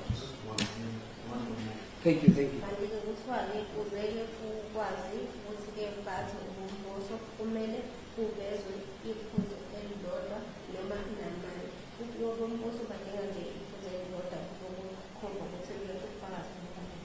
We have alleged in the affidavit of Warrant Officer Mula that if the accused were to be released on bail, they will attempt to evade the trial. And he amplified this by saying, if you look at the sentence that they are likely to face, it might incentivize them not to attend trial.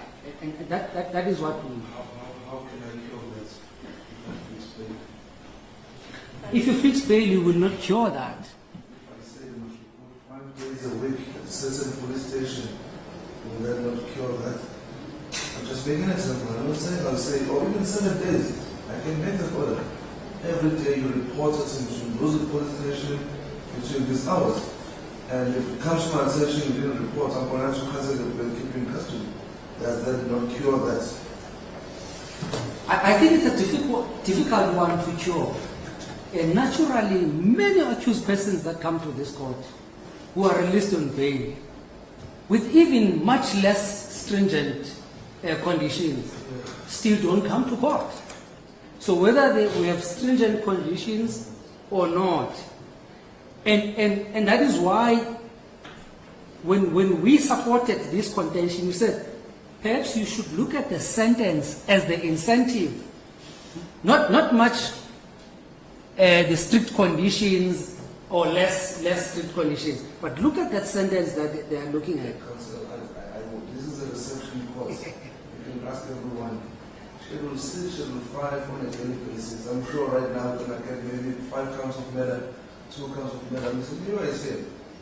But I just refuse bail because I think he might not come and attend his letter. We need to check. There's a lot of authority as to what is the interest of justice. Say, I refuse bail. What is it now? September, October, November, December, January, February, March, they go to trial. Once in custody, 174 granted. I need to put this in my mind as well. I need to think about that. I don't know the merits of the letter. You know, I mean, a lot of technical things happen in trial courts. This is just bail courts. Trial courts, a lot of things happen.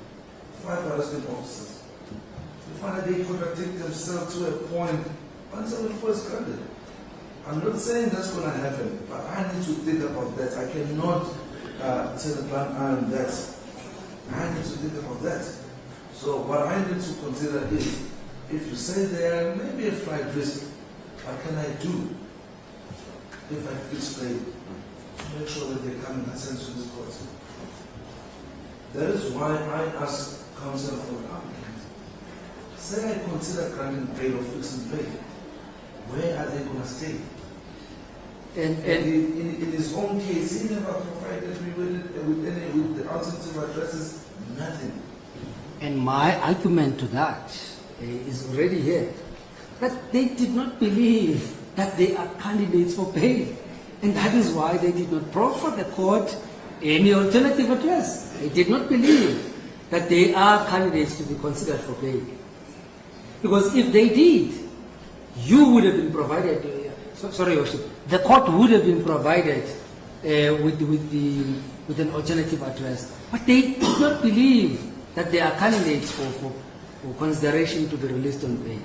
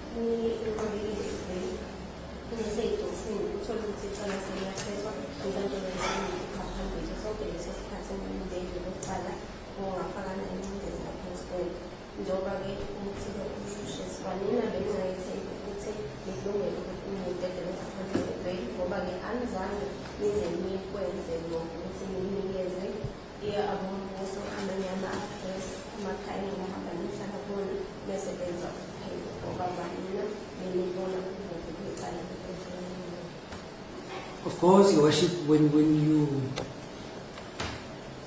consider the bail here, you there's a balancing act that his worship has to consider. Now, let us look at what happens after the incarceration of the applicants. After they were incarcerated, project continued. There are no qualms, everything is in order. Let's suppose for a moment they are released in bail. Yes, you say they must not go there. But they will be outside to still have an influence. It's quite clear. Any argument that they were ringleaders or instigators is supported by the fact that after their incarceration, project continued without any problems.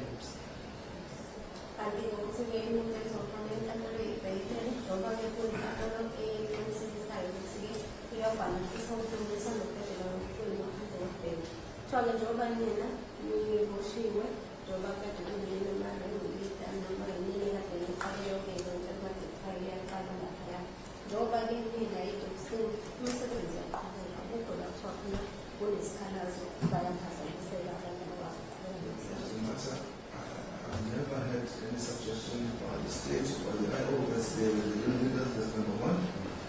Say I feel strange, I say 100 kilometers away from Bakima. How are they going to influence the site? Well, communication cannot only be done person to person. There are many other means of communicating. I don't want us to subject ourselves to speculation. I mean, the fact that they might. But is it not reality, Your Worship, that after incarceration, the project continued? That's the reality, that's the evidence. But before also on your same papers, you said there were more than 30. So 5 arrested, what about the other 30? They could influence, they would have. But have they done that? Because when he was asked, say, after the arrest, did that 30 or 1,000 or million people, did they go to the construction site? No. What does that suggest then? So in all probability, the argument that these are instigators is definitely supported by the facts. In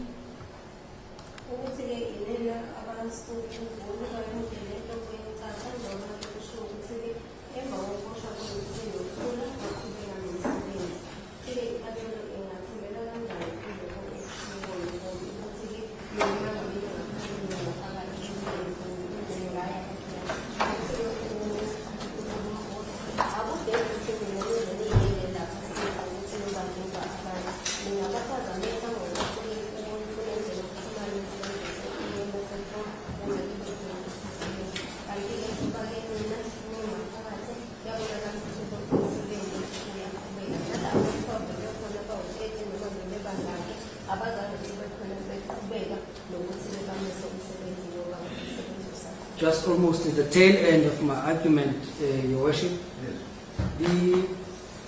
their affidavits spoke more about their personal circumstances.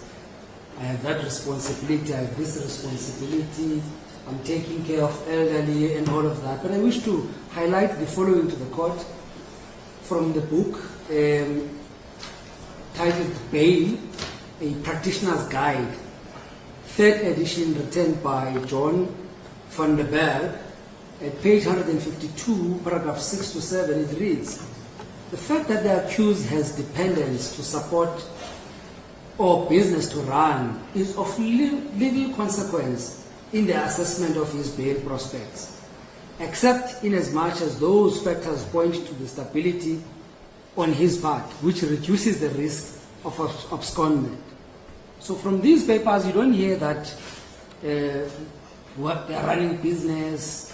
And also, it's fine. I mean, they are the applicants. I was doing a decision on Monday, Mr. Mayor, for a schedule 6 bill. That's you very honest to show me who are you supporting, who's the mother, who's the child. It's an application proceedings. You need to tell me everything. I don't have to ask for those things. Which you don't have. You know, so I'll consider that as well. Maybe. I mean, you can't tell me that I'm the sole breadwinner, I have 5 children, not even the birth certificate attached to the 2 application. What must I say? It is left open there. And unezimenza unanikela ingenilo akekho uchaza ukuthi wena unebhizinisi alibanayo uma ngabeke emphakathi lizophazamiseka. Sike inkantolo konke lokhu kwamaphuzu inkantolo ezowabhekelela ngoba kwanina lento ekade ngisho angizange kube khona ubufakazi beniyisekela ngayo ukuthi njengoba benethele mina unakekela ekhaya uma usekhulile kulethwe i-ID yakhe ney'ngane lezi engikhuluma ngazo kulethwe ama-birth certificate nazoqinisekiswa ngempela iminyaka yalabantu emkhuluma.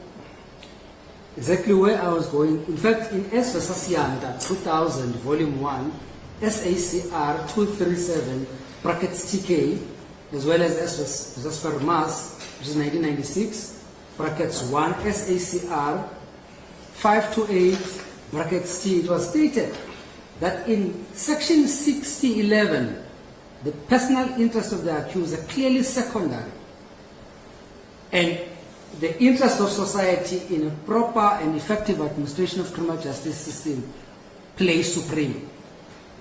And in this case, I submit, Your Worship, that in the consideration of bail, whether you consider their personal circumstances, the Honorable Court should consider that the proper effective administration of criminal justice system plays supreme against their personal circumstances.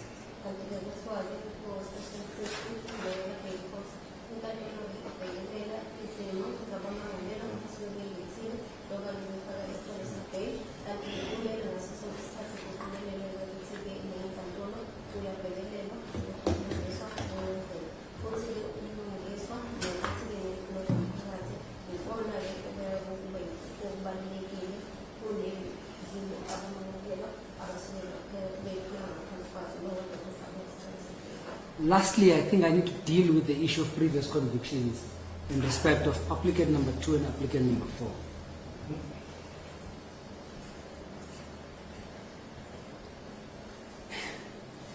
What do you say on the first and the paragraph 10 of the affidavit? They say, if I fix the 500 rand, you're entitled to serve on that. 500 rand one is not even consummate to the offence. I think that's what I would say. It's not even consummate to the offence itself.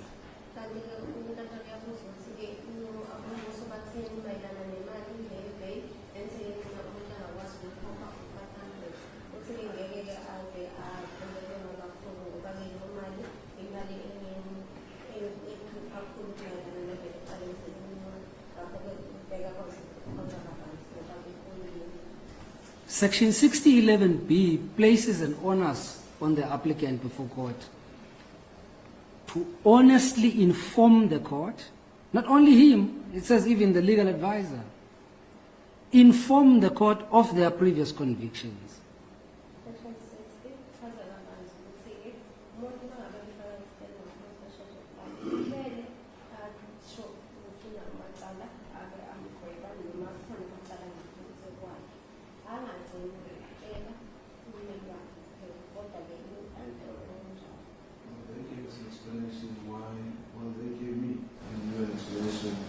Why they did not disclose their previous conviction? Do you accept the explanation? No. To which I say, Your Worship, it's startlingly bizarre.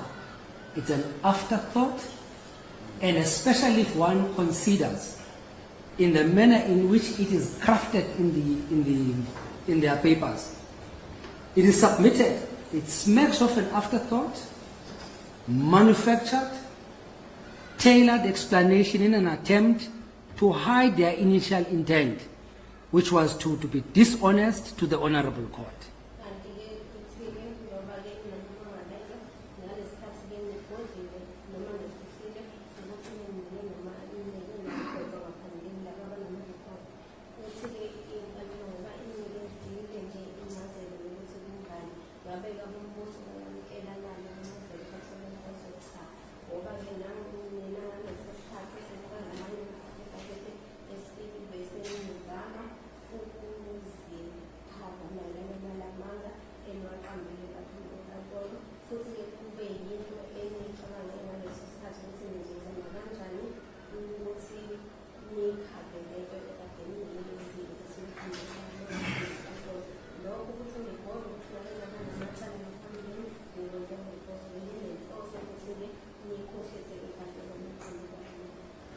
I do not believe, I submit, Your Worship, that they were not aware of their previous convictions. It is quite improbable for something that would have taken place in their lives. I mean, anyone who comes to this august institution, there is no way you can forget the day you came to court. It's impossible. There is no way you can forget. Everybody fears to come to court.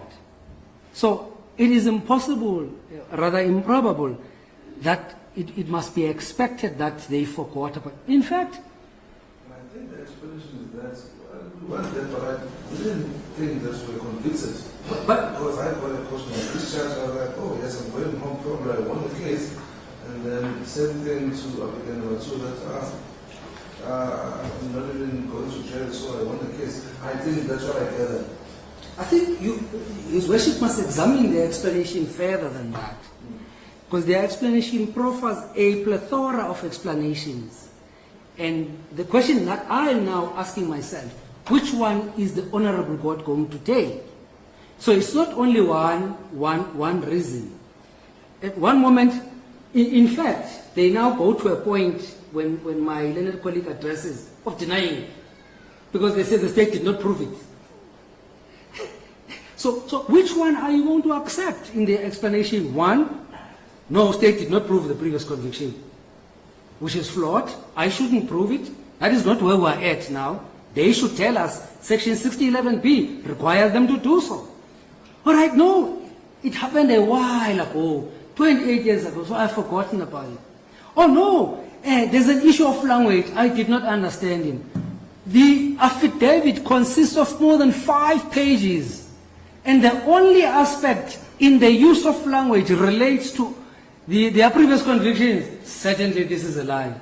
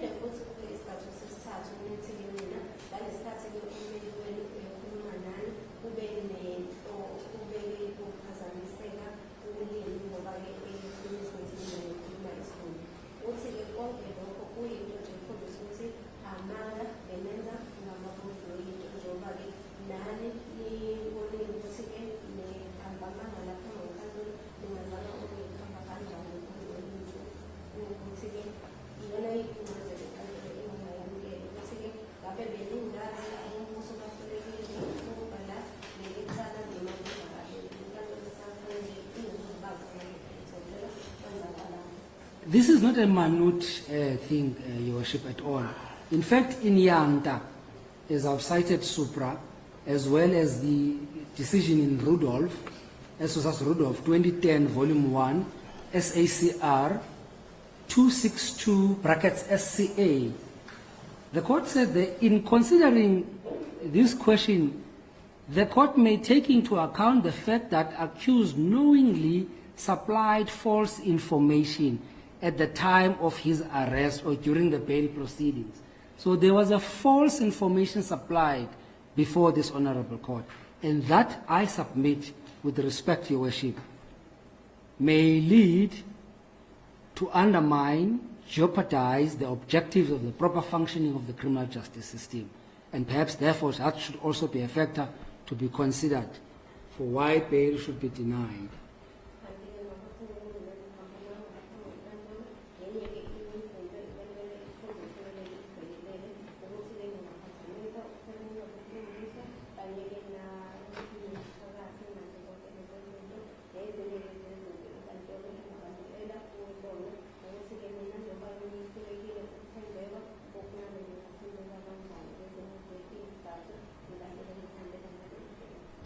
Lastly, Your Worship, I do not intend to hype up the court. Extortion on economic sides is a reality. And I'm not saying to His Worship, you must decide this bail application on the basis of that reality. What I'm pointing out is that extortion on economic sides is a serious offense. It by no means can be considered as a lesser offense. And that is why it is also read in the Criminal Law Amendment Act, aptly referred to as the minimum sentences. It's under 51(2), which attracts a minimum sentence of 15 years. And that speaks to the seriousness of this offense. But it is also on the rise, not only in this jurisdiction, but countrywide. That is what we are faced with. And at some point, reality must be knocked on somebody's head that these offenses cannot be tolerated, and that those who are found to have committed them will appear before this court. Yes, I know we are not deciding on their guilt now, but they must be treated. It is a serious offense. It must not be trivialized by no means by the Honorable Court. Are they candidates to be granted for bail? I submit no.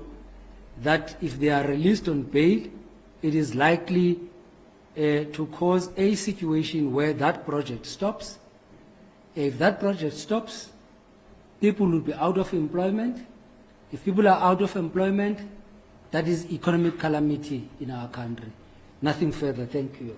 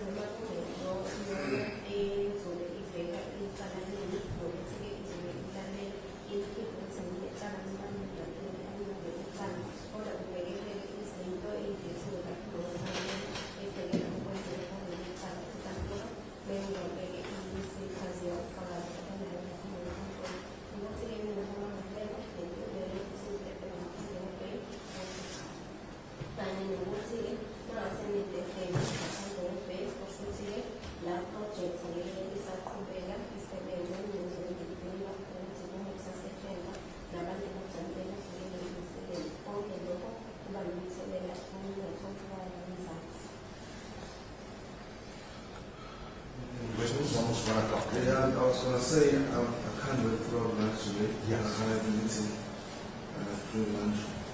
So can you come back at 2? That's correct. And tell your clients before they start shouting on you, because they always howling when I postpone the matter. You won't get a decision today. No, So that everyone understands. I think the message is going around. We didn't indicate Friday. Yeah. So, So every time we postpone a matter, there's some words coming out. Okay. So we won't finish today so that they know I won't give a As copies. on Friday. Court, please. Sugman. Siyela James, we are with you.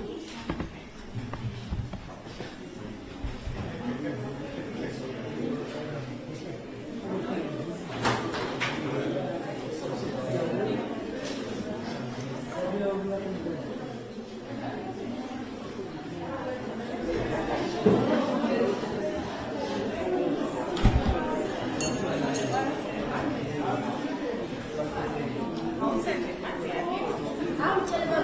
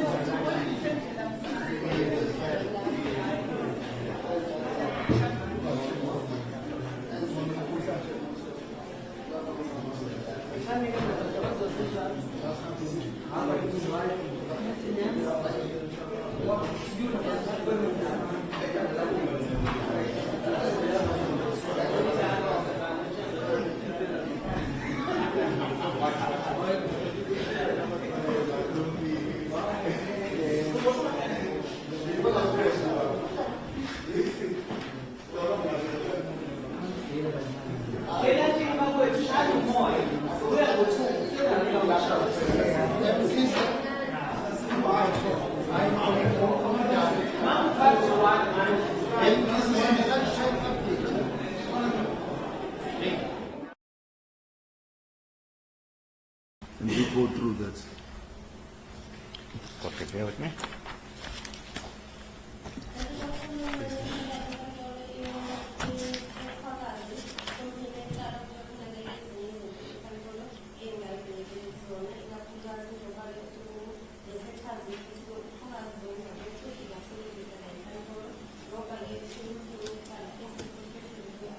Wait, I just...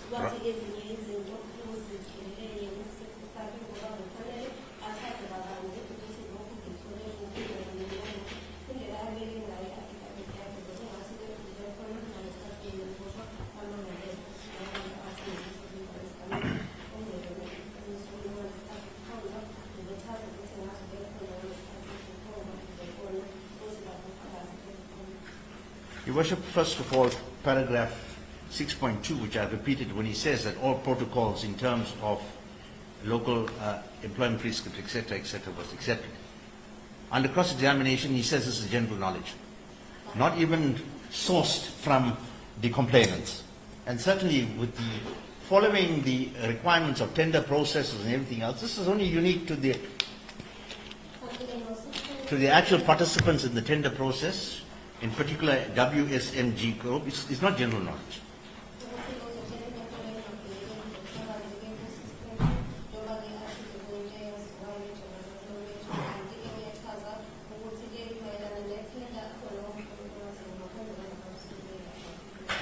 Paragraph 7.1, 7.2 is framed in a fashion as if the investigating officer was present at the relevant times. It's no allegations, and this is the information I received from the complainants.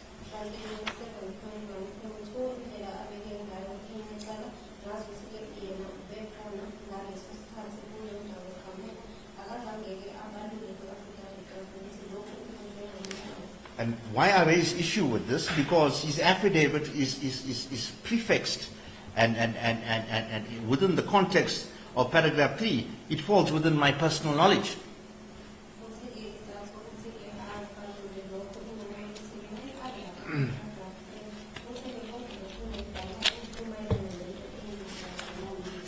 Councillor, I think this point was dealt with in cross-examination. Yes. In your address earlier on. Yes. And I will make it. I will make it a proper ruling in that regard. Okay. In my judgment. I'm going to progress from. Yes, please. Thank you. The issue regarding the accused not taking the stand, and there's no basis of the defense. It is trite. This is a bail application. The issue of the accused guilt is not a focus of attention. The issue is whether they would stand trial.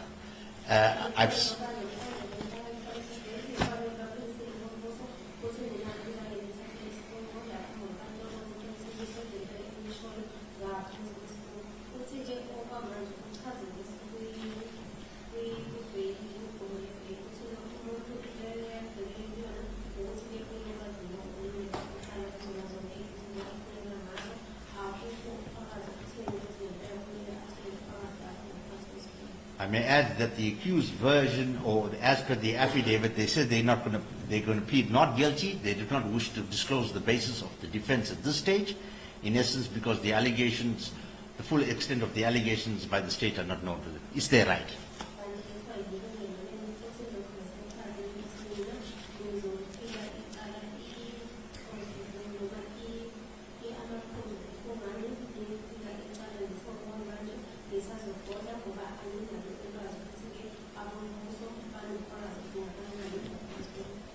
So it's not correct that the accused, despite a prima facie case, have not raised any defense. They said they're not disclosing the basis of the defense, which is their right.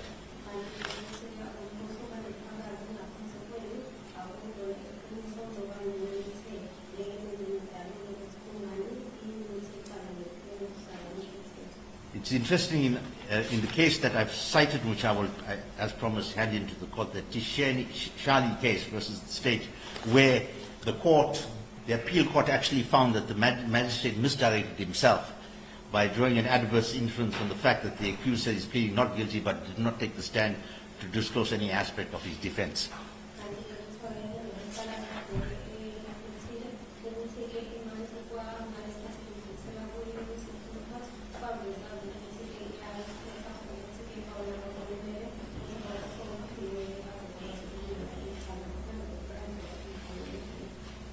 At paragraph 28, which I read previously into the record, but I'll just highlight the relevant portions of the same case.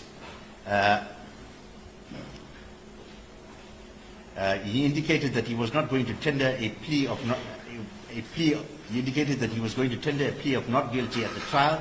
In any event, the accused defense is not a factor enumerated in section. The main purpose of bail is for the court to examine whether the accused will stand trial.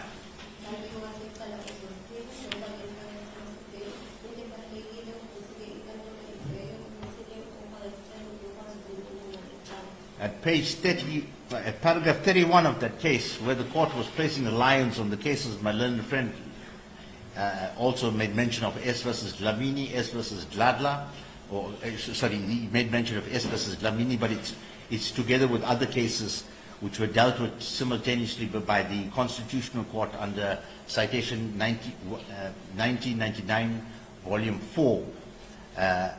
SA 623 CC at paragraph 11 of the Constitutional Court, reiterating the fact that it is the task of the trial court in bail application. The inquiry is not concerned with the question of guilt.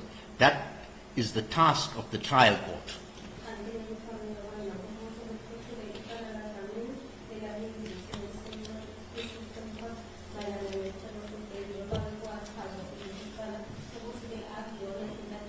So I would summon.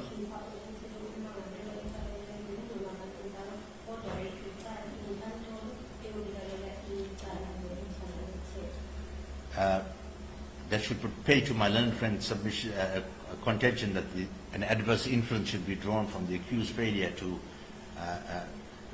set up a defense.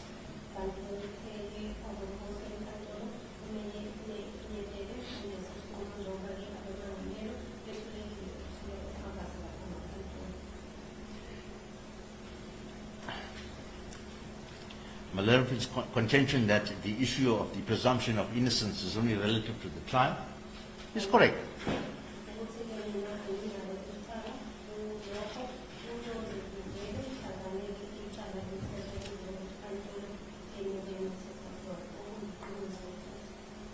But equally correct is that if the question of the accused's guilt is not an issue of relevance to the trial, rather than the issue of whether they stand trial,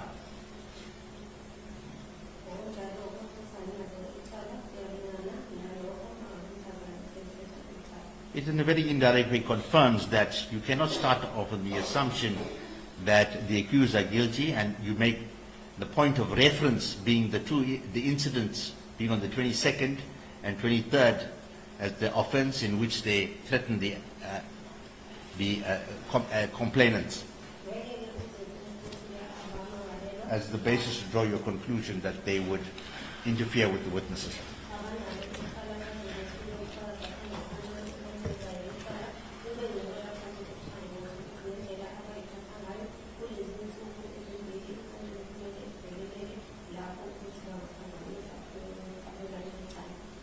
My learned friend has contended that the state has presented a prima facie case, but the accused, and the same breath, have said we're pleading not guilty, we're not disclosing the basis of our defense.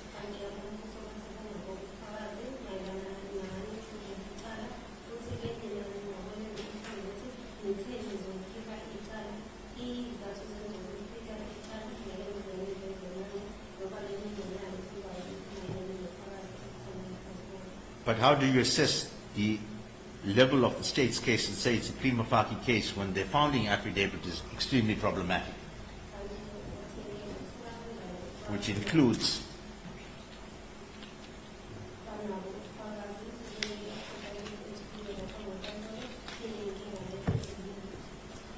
material contradictions from the investigating officer relative to the issue of where the accused were arrested.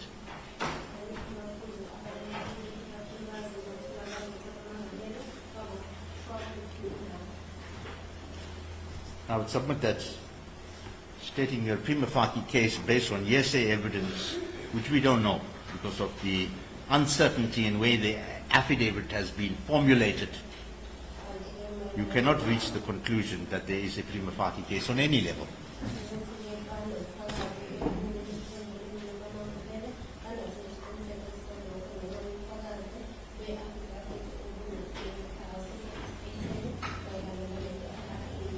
Now, my learned friend made general submissions regarding that the accused would evade justice.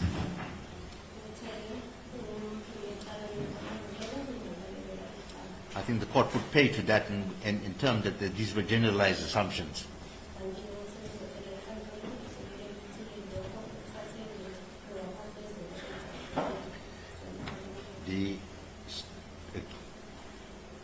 My learned friend has indicated that the project has continued now that the accused have been arrested.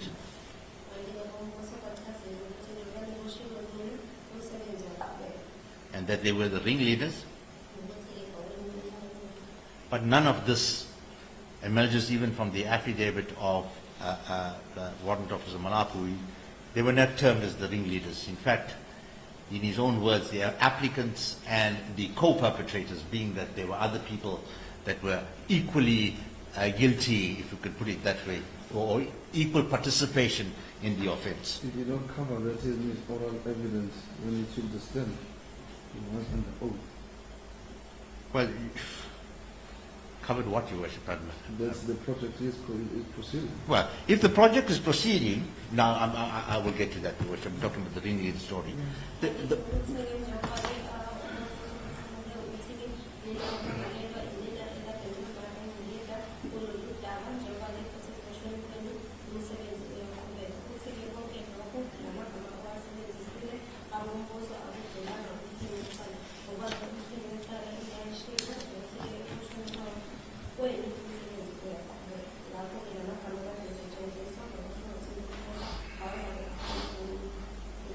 Your Worship, the argument regarding that the project continued because the accused were arrested and therefore they're the perpetrators would work equally if one considers that if the real perpetrators know that the accused were arrested, I mean, logic and common sense that they're stupid enough to now to concommit another, go back to the project would be a sign that the wrong persons were arrested. It's most of the times, arrest the wrong person, the culprit will keep quiet and not do anything for the time being.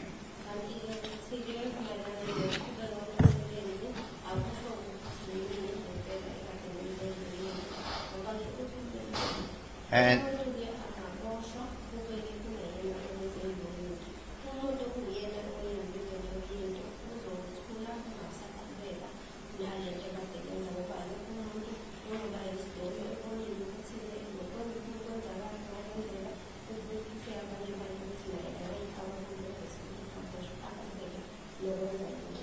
in any event, the uncertainty of the compromised state of the accused pointing out, coupled with the fact that there are at least 30 other people outside,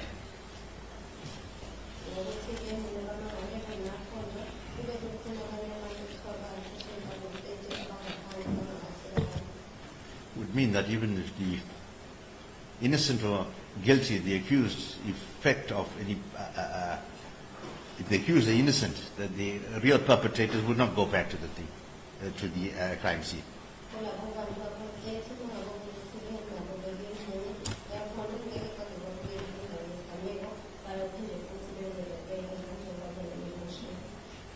Worship, the state made issues regarding the personal circumstances of the accused, that it was not corroborated.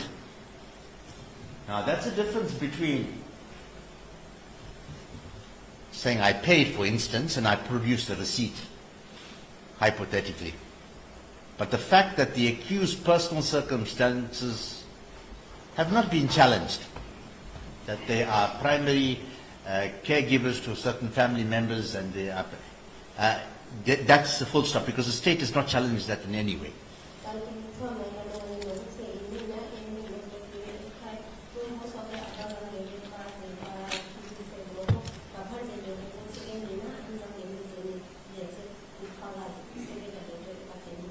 So corroborating the claims that the primary caregivers and breadwinners does not detract from the fact that their evidence on the matter is final, and that's the full stop to it.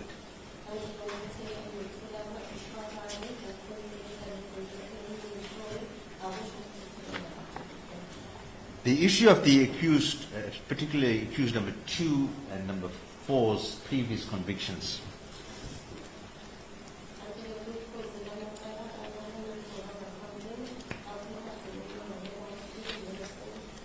There was a replying affidavit that was supplied.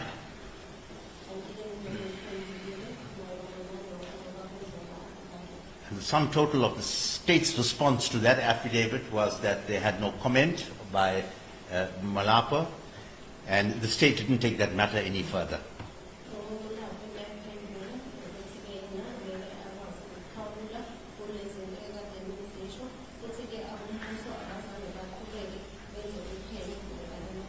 So the explanation of the accused regarding why they did not reveal their previous conviction is an explanation that has been tendered and in no way challenged.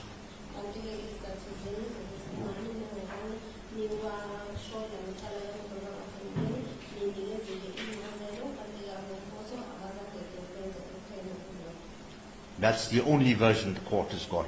An explanation of 2 young men at age 17 went to court. When they went home, instead of going to jail, they thought they were acquitted. And as I said, they were not benefiting in any way by not disclosing their previous convictions.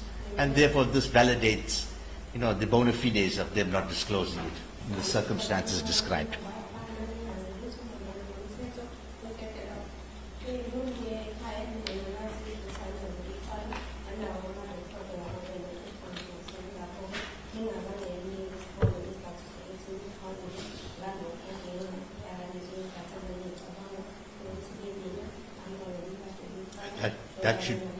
That should be a full stop on that issue as well.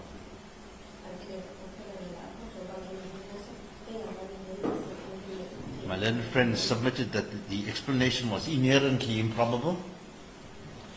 It's unbelievable and to that extent.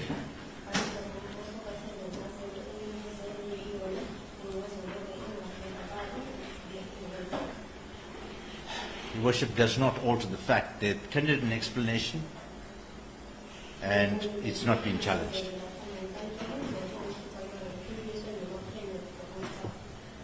So belated comments on the improbability of that does not play a part.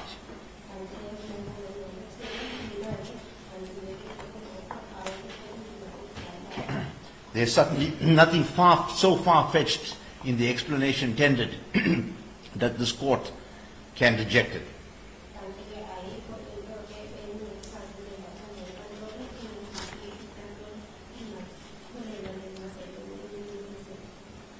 Submit that in totality the accused have established on a balance of probabilities that it's going to be in the interest of justice that they be released on bail.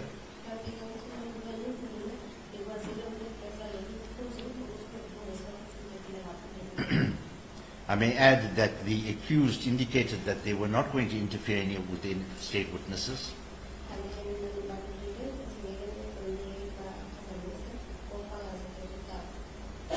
And so the issue of alternative addresses were not canvassed during the course of the matter. However, this has been sorted out at this stage.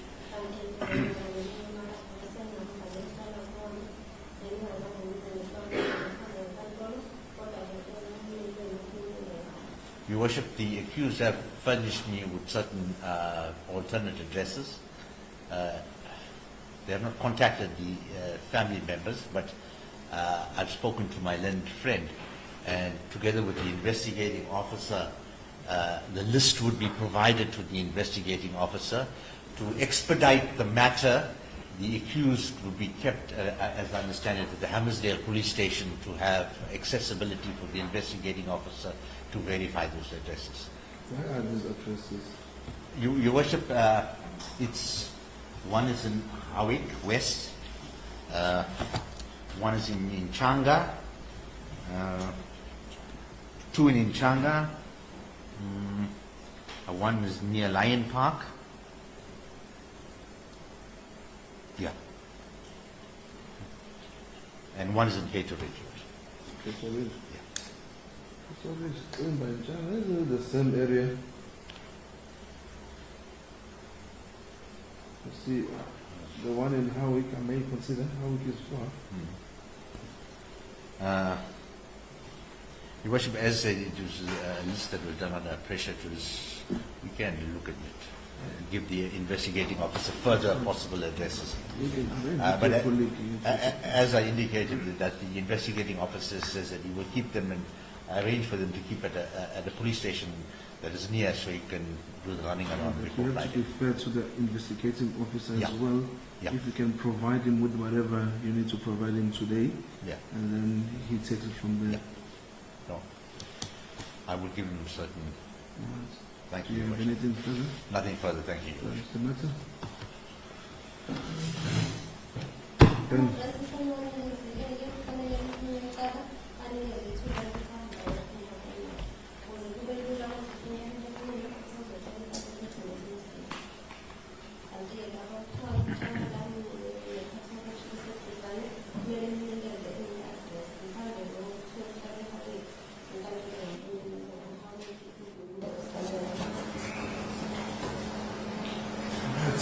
Just maybe two aspects. it will never end. Because I want to reply and then Just two That's aspects, fine. and then no, so that the record does not have an incorrect proposition of the arguments by the respondent. yeah. On this issue of paragraph number 3 of the affidavit by Warrant Officer Mullah, I wish to end it in the following. The contents of this affidavit are, to the best of my knowledge, true and correct, and the facts contained herein fall within my personal knowledge. 1.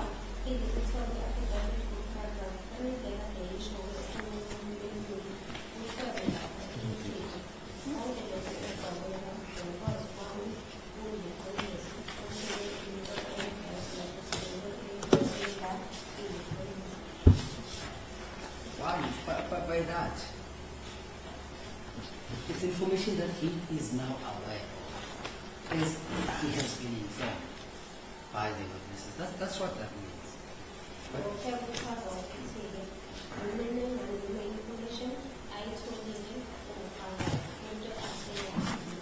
But that is not accepted. It goes further, it says, unless stated and or the context indicate otherwise.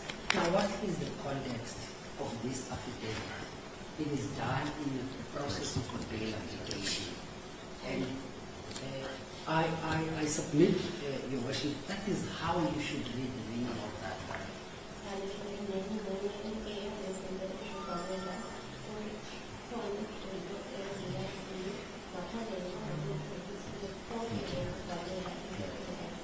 It is untenable that anyone could expect this court to construe the evidence of Warrant Officer Mullah to suggest that he was presently there when all this took place. He could not have been there. He is merely an investigating officer whose information is based on what is in the police report.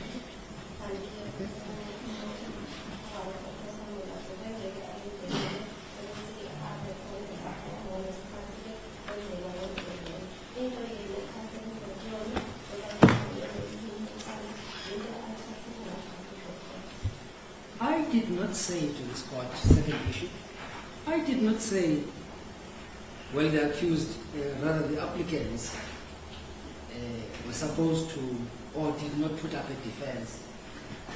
I did not say that.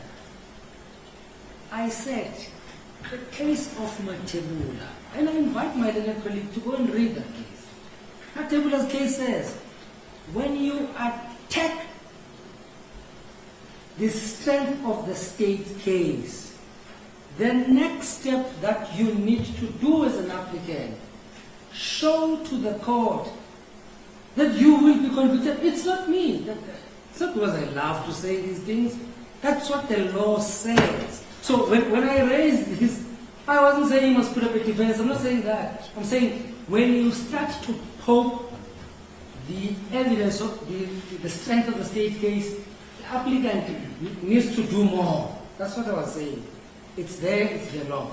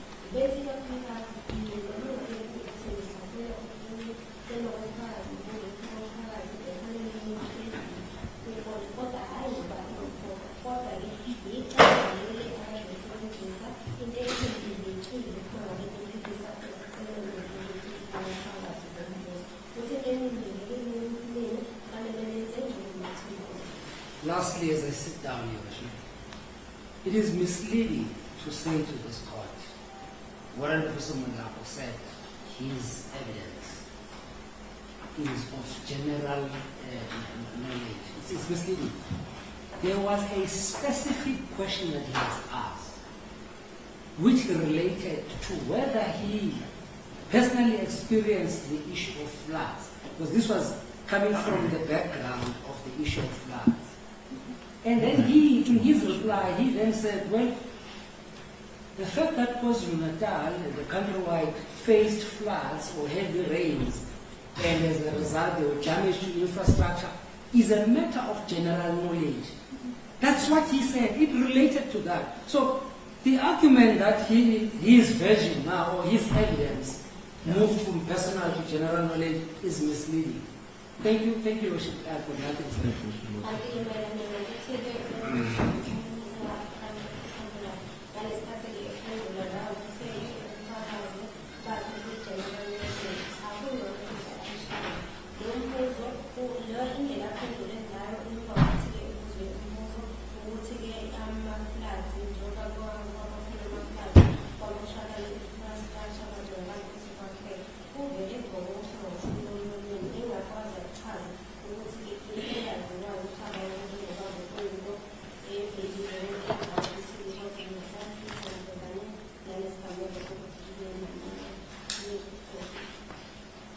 Your Worship, the issue of personal knowledge, I think, has been canvassed in great detail. There's a Supreme Court authority as to our affidavits need to be presented. Yeah, he's supposed to say the source. And the context does not indicate any otherwise when you're reading his affidavit. So I think that addresses that issue.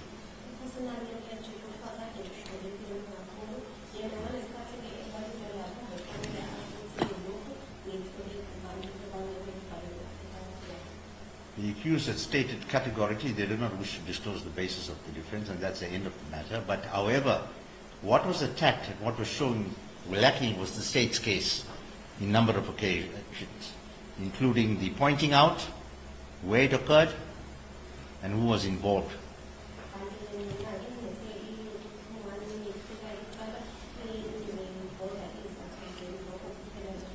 The issue.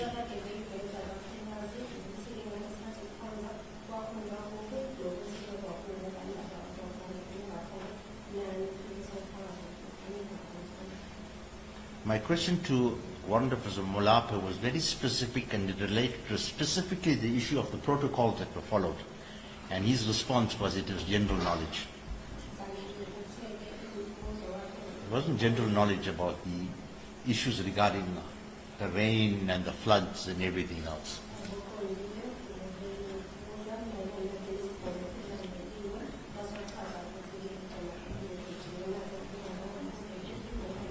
Okay. And what was concerning about Malapa's evidence was that he also took into account not even hearsay but rumors that accused number 4 stabbed somebody. Rumors that go back 20 years.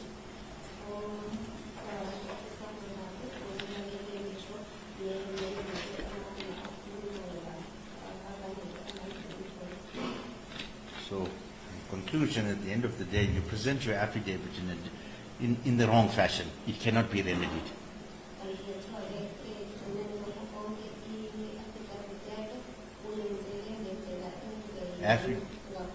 Affidavits are evidence, they cannot be amended.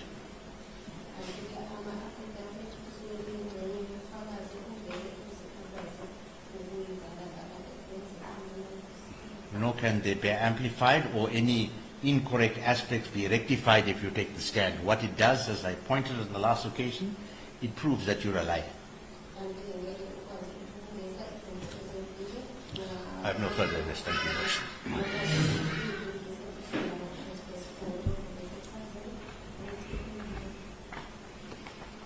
Concern, Mr. Chetty, 20 September, Friday for judgment. I think it's 20th. 20th. 20th. 20. 20, yeah. 20, Friday is the 20th. Yeah. Can you arrange 11:30? As court pleases. As court. Gentlemen, will you please stand up? All right, gentlemen, your matter is once again postponed since 20 September, this week Friday, for the judgment on bail. Please stand up straight, Mr. Thank you. 20 September 2024 for the judgment of this bail application. So you will be in custody until the 28th of September, and we have arranged that you will meet at 11:30. All right. So please just sort out the issue of the addresses and yeah.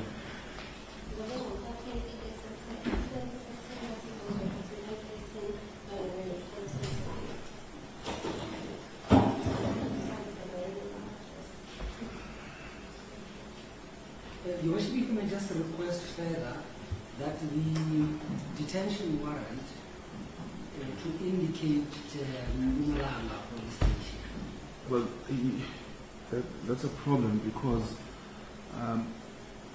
Mr. Mayor, how does it happen? You require a written request from the commander, Yes. if I'm not mistaken. Yes. Yeah. Or a captain. Do you guys have that? So that they are using it to I.O. Is that so? That's correct, Your Worship. Maybe But I have communicated with the station commander of How much that? Colonel Zaza. Yes. I have spoken with him and he had mentioned. Very well then. All right, gentlemen, you may be excused. I'll attend to the J7s because it's Kanyina. All right. Sorry, Your Worship, I promised to hand in. Yes, you will be guys remanded in Hammersdale Police Station so that the investigating officer will attend to verify your addresses. Thank you, Mr. Chetty.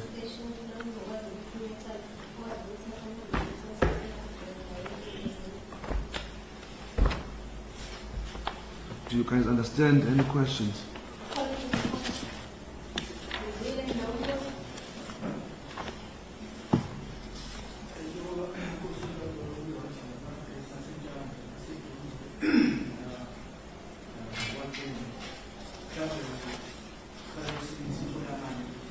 Your attorney will address you. All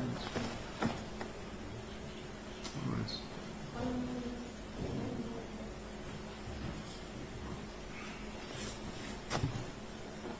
Anything else?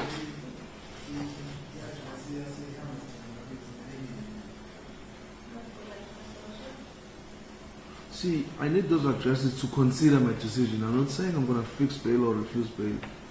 So it's up to you. Give them the address that you know you've been reasonable. Take into account. I don't know where it's going, but I don't know where it's what.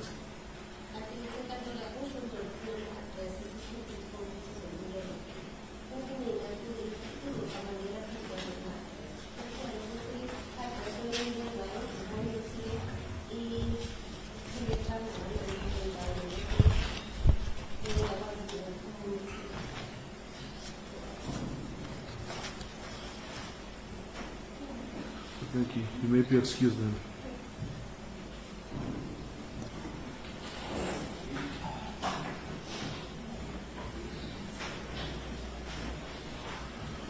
Right, Mr. Mata, I'll see you guys on Friday at 11:30. Alright, thank you.